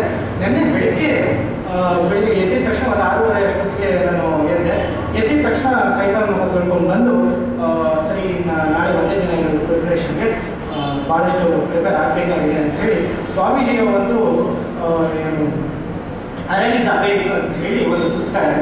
ಆ ಅರೆಲಿಸಬೇಕ್ ಅನ್ನೋ ಒಂದು ಇಂಗ್ಲೀಷ್ ಪುಸ್ತಕವನ್ನು ತೆಗೆದುಕೊಂಡು ಓದುತ್ತಾ ಸಂದರ್ಭದಲ್ಲಿ ಸ್ವಾಮೀಜಿಯವರು ಹೇಳಿರ್ತಕ್ಕಂಥ ಅನೇಕ ಒಂದು ಮಾತುಗಳಿದೆ, ಸ್ಫೂರ್ತಿದಾಯಕ ಮಾತುಗಳು, ವಿಚಾರಗಳು, ಅದೆಲ್ಲವನ್ನೂ ಕೂಡ ಓದಿದಂಥ ಸಂದರ್ಭದಲ್ಲಿ ನಿಜವಾಗ್ಲೂ ಕೂಡ ನನ್ನಲ್ಲೂ ಕೂಡ ಒಂದು ರೀತಿಯಾದಂಥ ಕರೆಕ್ಟ್ ಪಾಸ್ ಆಯಿತು. ಅದು ಯಾವ ರೀತಿಯಾದಂಥ ಒಂದು ಅನುಭವ ಆಯಿತು ಅಂದರೆ ನಿಜಕ್ಕೂ ಕೂಡ ಸ್ವಾಮೀಜಿಯವರ ಫೋಟೋ ಮುಂದೆ ಕೂತಿದ್ದಂಥ ಸಂದರ್ಭದಲ್ಲಿ ಅವರ ಬಗ್ಗೆ ಓದ್ತಕ್ಕಂಥ ಸಂದರ್ಭದಲ್ಲಿ ಏನೋ ಒಂದು ರೀತಿಯಾದಂಥ ಒಂದು ಶಕ್ತಿ ನನ್ನಲ್ಲಿ ಬಂತು. ಕಣ್ಣಂಚಲ್ಲಿ ಒಂದು 2 ಹನಿ ನೀರು ತುಂಬಿಕೊಂಡಿತ್ತು. ಯಾಕೆ ಅಂತ ಗೊತ್ತಿಲ್ಲ, ಭಾಳ ಒಂದು ರೀತಿಯಾದಂಥ ಆನಂದ, ಒಂದು ಪಾಸಿಟಿವ್ ಥಿಂಕಿಂಗ್, ಒಂದು ರೀತಿಯಾದಂಥ ಇಲ್ಲ ನಾನು ಕೂಡ ನಿಂತು ಇನ್ನು ಮುಂದೆ ಈ ದೇಶವನ್ನು ಒಂದು ಒಳ್ಳೆ ದಿಕ್ಕಿನಲ್ಲಿ ನಡೆಸ್ಬೋದು, ಇಲ್ಲ ನಾನು ಕೂಡ ಈ ದೇಶಕ್ಕೆ ಏನೋ ಒಂದು ಒಳ್ಳೆ ಕೆಲಸವನ್ನು ಮಾಡಬೇಕು, ಒಂದಷ್ಟು ವಿಚಾರಗಳನ್ನು ನಿಮ್ಮಲ್ಲಿ ಹಂಚ್ಕೋಬೇಕು ಅನ್ನೋ ಒಂದು ಮನೋಭಾವ, ಒಂದು ರೀತಿಯಾದಂಥ ಒಂದು ಸ್ಫೂರ್ತಿ, ಆ ಕರೆಂಟ್ ನಿಜವಾಗ್ಲೂ ಕೂಡ ನನಗೂ ಪಾಸ್ ಆಯಿತು. ಈ ಅನುಭವವನ್ನು ತಾವೆಲ್ಲರೂ ಕೂಡ ಪಡ್ಕೋಬೇಕು. ತಾವೆಲ್ಲರೂ ಕೂಡ ಸ್ವಾಮಿ ವಿವೇಕಾನಂದರವರ ಪುಸ್ತಕವನ್ನು ಇಟ್ಕೊಂಡು ಪುಸ್ತಕಗಳಲ್ಲಿ ಕೊಟ್ಟಿರ್ತಕ್ಕಂಥ ವಿಚಾರಗಳನ್ನು ಓದ್ಕೋಬೇಕು. ಆದಂಥ ಸಂದರ್ಭದಲ್ಲಿ ಮಾತ್ರವೇ ನಾವು ಒಂದು ಬದಲಾವಣೆಯನ್ನು ತರಲಿಕ್ಕೆ ಸಾಧ್ಯ. ಆದಂಥ ಸಂದರ್ಭದಲ್ಲಿ ಮಾತ್ರ ನಾವು ಈ ದೇಶದಲ್ಲಿ ಒಂದು ಉನ್ನತ ಮಟ್ಟಕ್ಕೆ ಹೋಗಲಿಕ್ಕೆ ಸಾಧ್ಯ. ನಮ್ಮ ಪ್ರಾಂಶುಪಾಲರು ಹೇಳ್ತಾ ಇದ್ರು, ತಾವೆಲ್ಲ ಕೂಡ ಹಳ್ಳಿಗಳಿಂದ ಭಾಳಷ್ಟು ದೂರದಿಂದ ಬಸ್ಗಳಲ್ಲಿ ಪ್ರಯಾಣಿಸ್ಕೊಂಡು ಕಾಲೇಜಿಗೆ ಶಿಕ್ಷಣ ಪಡ್ಕೊಂಡು ಬರ್ತೀರಾ ಅಂತ. ನಿಜವಾಗ್ಲೂ ಹೇಳ್ತೀನಿ, ಇವತ್ತು ಕಾಲೇಜ್ಗಳಲ್ಲಿ ಇವತ್ತು ಏನಿದೆ ದೊಡ್ಡ ದೊಡ್ಡ ಯೂನಿವರ್ಸಿಟಿಗಳಲ್ಲಿ ಮೆಕ್ಡಾನಲ್ಡ್ಸ್, ಪಿಜ್ಜಾ ಹಟ್ಗಳಲ್ಲಿ ಕೂತ್ಕೊಂಡು ಹರಟೆ ಹೊಡ್ಕೊಂಡು ಇರ್ತಕ್ಕಂಥ ಟೈಮ್ ವೇಸ್ಟ್ ಮಾಡ್ತಕ್ಕಂಥ ಮಾರ್ಗಗಳಲ್ಲಿ ತಿಳ್ಕೊಂಡು ಐಷಾರಾಮಿ ಕಾಲಗಳಲ್ಲಿ ಓಡಾಡಿಕೊಂಡು ಬಂದು ದೊಡ್ಡ ದೊಡ್ಡ ಯೂನಿವರ್ಸಿಟಿ ಕಾಲೇಜ್ಗಳಲ್ಲಿ ಕೂತಿರ್ತಕ್ಕಂಥವ್ರು ಯಾರು ಕೂಡ ಈ ದೇಶವನ್ನು ಉದ್ಧಾರ ಮಾಡಲಿಕ್ಕೆ ಸಾಧ್ಯ ಇಲ್ಲ. ಅಂಥ ಒಂದು ಕಾಲೇಜ್ಗಳಲ್ಲಿ ಶಿಕ್ಷಣ ಪಡ್ಕೊಂಡು ಅಷ್ಟೊಂದು ಐಷಾರಾಮಿ ಜೀವನವನ್ನು ಭೋಗವನ್ನು ಅನುಭವಿಸಿರ್ತಕ್ಕಂಥವ್ರು ಇವತ್ತು ಹಿಂದಿನಿಂದಲೂ ಕೂಡ ಇವತ್ತಿನವರೆಗೂ ಕೂಡ ಯಾರು ಕೂಡ ಈ ದೇಶವನ್ನು ಮುಂತೆಗೆದುಕೊಂಡು ಹೋಗಿಲ್ಲ. ಈ ದೇಶದಲ್ಲಿ ನಂಬರ್ 1 ಆಗಿಲ್ಲ. ಇವತ್ತು ಎಲ್ಲ ಒಂದು ನಂಬರ್ 1 ಸ್ಥಾನಕ್ಕೆ ಹೋಗಿರ್ತಕ್ಕಂಥ ಸ್ವಾಮಿ ವಿವೇಕಾನಂದರನ್ನ ಇಟ್ಕೊಂಡು, ಸ್ವಾಮಿ ವಿವೇಕಾನಂದರಾಗಿರ್ಬೋದು, ಅಣ್ಣಾದರಾಗಿರ್ಬೋದು, ನರೇಂದ್ರ ಮೋದಿ ಅವರಾಗಿರ್ಬೋದು, ಬೇರೆ ಎಲ್ಲ ವಿಶ್ವದ ನಾಯಕರು ಕೂಡ ಇಂಥದೇ ಒಂದು ಸರ್ಕಾರಿ ಶಾಲೆಯಲ್ಲಿ, ಇಂಥದೇ ಒಂದು ಬಡ ವಿದ್ಯಾರ್ಥಿಯಾಗಿ, ಇಂಥದೇ ಒಂದು ಬಡತನದ ಒಂದು ಬೇಗೆಯಲ್ಲಿ ಬಿದ್ದಿರ್ತಕ್ಕಂಥ ಮನೆಗಳಿಂದ ಎಷ್ಟೋ ಸಂಜೆಗಳು ಒಂದು ಬೀದಿ ದೀಪದಲ್ಲಿ ಓದಿಕೊಂಡು, ಎಷ್ಟೋ ಸಂಜೆಗಳು ಒಂದು ಕೂಲಿ ಕಾರ್ಮಿಕರಾಗಿ ದುಡಿದು, ಎಷ್ಟೋ ಸಂದರ್ಭಗಳಲ್ಲಿ ಬೆಳಗ್ಗೆ ಹೊತ್ತು ಮನೆ ಕೆಲಸವನ್ನು ಮಾಡಿ, ಎಷ್ಟೋ ಸಂದರ್ಭಗಳಲ್ಲಿ ಹಾಲು ಪ್ಯಾಕೆಟ್ಗಳನ್ನು ಮನೆಗಳಿಗೆ ತಲುಪಿಸಿ, ಪೇಪರನ್ನು ಹಾಕಿ ಕಷ್ಟಪಟ್ಟು ಸೈಕಲ್ಗಳನ್ನು ಕೊಟ್ಟುಕೊಂಡು ಕಷ್ಟಪಟ್ಟು ಪೇಪರ್ಗಳನ್ನು ಹಾಕಿ, ಅದಾದ ನಂತರ ಎಷ್ಟೋ ಕಿಲೋಮೀಟರ್ಗಳು ಬಸ್ಸಲ್ಲಿ ಬಂದು ಅಲ್ಲಿಂದ ನಡ್ಕೊಂಡು ಬಂದು ಈ ಥರ ಒಂದು ಸರ್ಕಾರಿ ಶಾಲೆಗಳಲ್ಲಿ ಕೂತ್ಕೊಂಡು ಪಾಠಗಳನ್ನು ಕೇಳಿ ಏನು ವಿದ್ಯೆಯನ್ನು ಪಡ್ಕೊಂಡಿದ್ದಾರೆ. ಅಂಥವ್ರು ಇವತ್ತು ನಿಜವಾಗ್ಲೂ ಕೂಡ ಈ ದೇಶವನ್ನು ಮುಂದುವರಿಸಿಕೊಂಡು ಹೋಗ್ತಾ ಇರ್ತಕ್ಕಂಥವ್ರು. ಅಂಥವ್ರು ನಿಜವಾಗ್ಲೂ ಕೂಡ ಈ ದೇಶದ ಭವಿಷ್ಯ, ಈ ದೇಶವನ್ನು ಒಂದು ಕಟ್ಟಲಿಕ್ಕೆ ಸಾಧ್ಯ ಆಗಿರ್ತಕ್ಕಂಥವ್ರು. ಅಂಥವ್ರು ಮಾತ್ರನೇ ಈ ದೇಶದ ಒಂದು ವಿಶ್ವ ಗುರುವನ್ನಾಗಿ ಮಾಡಲಿಕ್ಕೆ ಸಾಧ್ಯ ಇರತಕ್ಕಂಥವ್ರು. ಇಂಥ ಒಂದು ಏನು ಪರಿಸ್ಥಿತಿಯನ್ನು, ಇಂಥ ಒಂದು ಮನಸ್ಥಿತಿಯನ್ನು, ಇಂಥ ಒಂದು ಆತ್ಮವಿಶ್ವಾಸವನ್ನು ನಿಮ್ಮಲ್ಲಿ ನೀವೆಲ್ಲರೂ ಕೂಡ ಪಡ್ಕೋಬೇಕು. ನೀವೆಲ್ಲರೂ ಕೂಡ ಇವತ್ತು ಏನು ಈ ಸರ್ಕಾರಿ ಕಾಲೇಜಿನಲ್ಲಿ ಬಂದು ಓದ್ತಾ ಇದ್ದೀರಾ, ದಯವಿಟ್ಟು ಏನು ಮನಸ್ಸಿಗೆ ಬೇಜಾರು ಮಾಡ್ಕೊಂಡು ಏನಪ್ಪ ಇಷ್ಟೊಂದು ಕಷ್ಟ ಇದೆ ನಮ್ಮ ಮನೇಲಿ, ಏನಪ್ಪ ನನ್ನ ವಿದ್ಯಾಭ್ಯಾಸ ಮುಂದುವರಿಸಬೇಕಾ ಬೇಡವಾ ಅಂತ ಹೇಳಿ ಒಂದು ಗೊಂದಲದಲ್ಲಿ ಇರಬೇಡಿ. ದಯವಿಟ್ಟು ನೀವೆಲ್ಲರೂ ಕೂಡ ಎಷ್ಟೇ ಕಷ್ಟ ಆದರೂ ಕೂಡ ಎಜುಕೇಷನನ್ನು ಪಡೆದುಕೊಳ್ಳಿ, ಎಜುಕೇಷನನ್ನು ಕಂಪ್ಲೀಟ್ ಮಾಡಿ. ನೀವು ಕೂಡ ಇವತ್ತು ನಮ್ಮ ದೇಶದಲ್ಲಿ ಯಾವುದೇ ಕಾರಣಕ್ಕೂ ಕೂಡ ಒಂದು ಭಾಳ ಒಳ್ಳೆ ಅನುಕೂಲ ಅಂದರೆ KS ಎಕ್ಸಾಮ್, IAS ಎಕ್ಸಾಮ್ಗಳನ್ನು ಇವತ್ತು ಯಾವುದೋ ಶ್ರೀಮಂತರು ದುಡ್ಡು ಕೊಟ್ಟು ಹಣ ಕೊಟ್ಟು ಕೊಂಡ್ಕೊಳ್ಳಿಕ್ಕೆ ಸಾಧ್ಯ ಇಲ್ಲ. KS ಎಕ್ಸಾಮನ್ನು ಪಡ್ಕೊಂಡಿರ್ಬೋದೇನೋ, ಆದರೆ IAS ಎಕ್ಸಾಮ್ ಮುಂದೆ ಇವತ್ತವರೆಗೂ ಕೂಡ ಯಾರು ಕೂಡ ಅದನ್ನು ದುಡ್ಡು ಕೊಟ್ಟು ಕೊಂಡ್ಕೊಳ್ಳಿಕ್ಕೆ ಸಾಧ್ಯ ಇಲ್ಲ. ಹಾಗಾಗಿ ತಾವು ಎಲ್ಲರೂ ಕೂಡ ನಿಶ್ಚಯ ಮಾಡಿದ್ರೆ, ಇವತ್ತು ನೀವೆಲ್ಲರೂ ಕೂಡ ಸಂಕಲ್ಪ ಮಾಡಿದ್ರೆ, ನಾನು ಈ ಒಂದು ಕಾಲೇಜಿನಿಂದ ಒಂದು ಒಳ್ಳೆ ವಿದ್ಯಾಭ್ಯಾಸವನ್ನು ಪಡ್ಕೊಳ್ತೀನಿ, ಇನ್ನು ಮುಂದೆ ನಾನು ಎಷ್ಟೇ ಕಷ್ಟ ಆದರೂ ಕೂಡ ಕಾಂಪಿಟೇಟಿವ್ ಎಕ್ಸಾಮ್ಸನ್ನು ಪಡ್ಕೊಳ್ತೀನಿ, ಅಥವಾ ಯಾವುದೇ ಕ್ಷೇತ್ರದಲ್ಲಿ ಹೋದರೂ ಕೂಡ ಡಾಕ್ಟರ್ ಆದರೂ ಕೂಡ ಇಂಜಿನಿಯರ್ ಆದರೂ ಕೂಡ ಒಂದು ಉನ್ನತ ಸ್ಥಾನದಲ್ಲಿ ಒಂದು ಮಾರ್ಕ್ಸ್ಗಳನ್ನು ತೆಗೆದುಕೊಳ್ತೀನಿ, ಅದರ ಮೂಲಕ ಈ ದೇಶಕ್ಕೆ ಒಂದು ಸೇವೆಯನ್ನು ಅರ್ಪಿಸ್ತೀನಿ ಅನ್ನೋ ಒಂದು ಮನೋಭಾವವನ್ನು, ಅಂತ ಒಂದು ಕಿಚ್ಚನ್ನು ನೀವೆಲ್ಲರೂ ಕೂಡ ರೂಢಿಸ್ಕೊಳ್ಳಿ. ಅದೆಲ್ಲವನ್ನು ಕೂಡ ರೂಢಿಸ್ಕೊಂಡು ಇನ್ನೂ ಹೆಚ್ಚಾಗಿ ಎಷ್ಟೇ ಕಷ್ಟ ಇದ್ರೂ ಕೂಡ ಅದೆಲ್ಲವನ್ನು ಮರೆತು ಹೆಚ್ಚಾಗಿ ವಿದ್ಯಾಭ್ಯಾಸದ ಕಡೆ ಗಮನ ಕೊಡಿ. ಬೇರೆ ಬೇರೆ ಆಕರ್ಷಣೆಗಳಿಗೆ ನಿಮ್ಮನ್ನು ನೀವು ತೊಡಗಿಸ್ಕೋಬೇಡಿ. ಬೇರೆ ಆಕರ್ಷಣೆಗಳನ್ನೆಲ್ಲ ಕೂಡ ಮುಂದೆ ಜೀವನದಲ್ಲಿ ಮಾಡ್ಕೊಳ್ತಾ ಹೋಗ್ಬೋದು, ಅದೇನು ದೊಡ್ಡ ವಿಚಾರ ಅಲ್ಲ. ಆದರೆ ಈಗಿರ್ತಕ್ಕಂಥ ಒಂದು ಸಮಯ ಏನಿದೆ, ಈ ಒಂದು ವಿದ್ಯಾರ್ಥಿ ಸಂದರ್ಭ ಏನಿದೆ, ಈ ಒಂದು ಸಮಯದಲ್ಲಿ ನಾವು ಏನನ್ನ ಕಲಿತೀವಿ, ನಾವು ಯಾವ ರೀತಿಯಾದಂಥ ನಮ್ಮ ವ್ಯಕ್ತಿತ್ವವನ್ನು ರೂಪಿಸ್ಕೊಳ್ತೀವಿ, ಅದು ಬಹಳ ಮುಖ್ಯ ಆಗುತ್ತೆ. ಹಾಗಾಗಿ ನಾವು ಒಂದು ಉನ್ನತವಾದಂಥ ಒಂದು ಶಿಕ್ಷಣವನ್ನು ಪಡ್ಕೊಂಡು ಈ ಒಂದು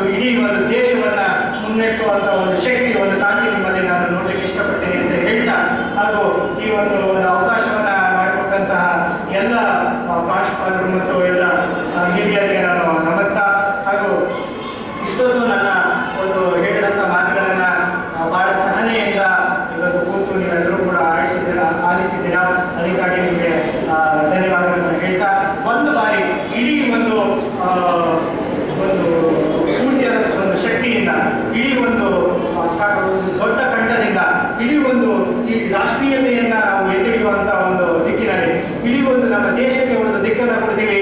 ನಾವು ಮಹಿಳೆಯರು ಯಾವುದಕ್ಕೂ ಕಮ್ಮಿ ಇಲ್ಲ, ನಾವು ಯುವತಿಯರು ಯಾವುದಕ್ಕೂ ಕಮ್ಮಿ ಇಲ್ಲ, ನಾವು ಗರ್ಜಿಸಿದ್ರೆ ಇಡೀ ಒಂದು ವಿಶ್ವವೇ ಗರ್ಜಿಸಿದಂತೆ ಅಂತ ಹೇಳುವಂತ ಒಂದು ರೀತಿಯಲ್ಲಿ ಒಂದು ಭಾರತ ಮಾತೆಗೆ ಒಂದು ಘೋಷಣೆಯನ್ನು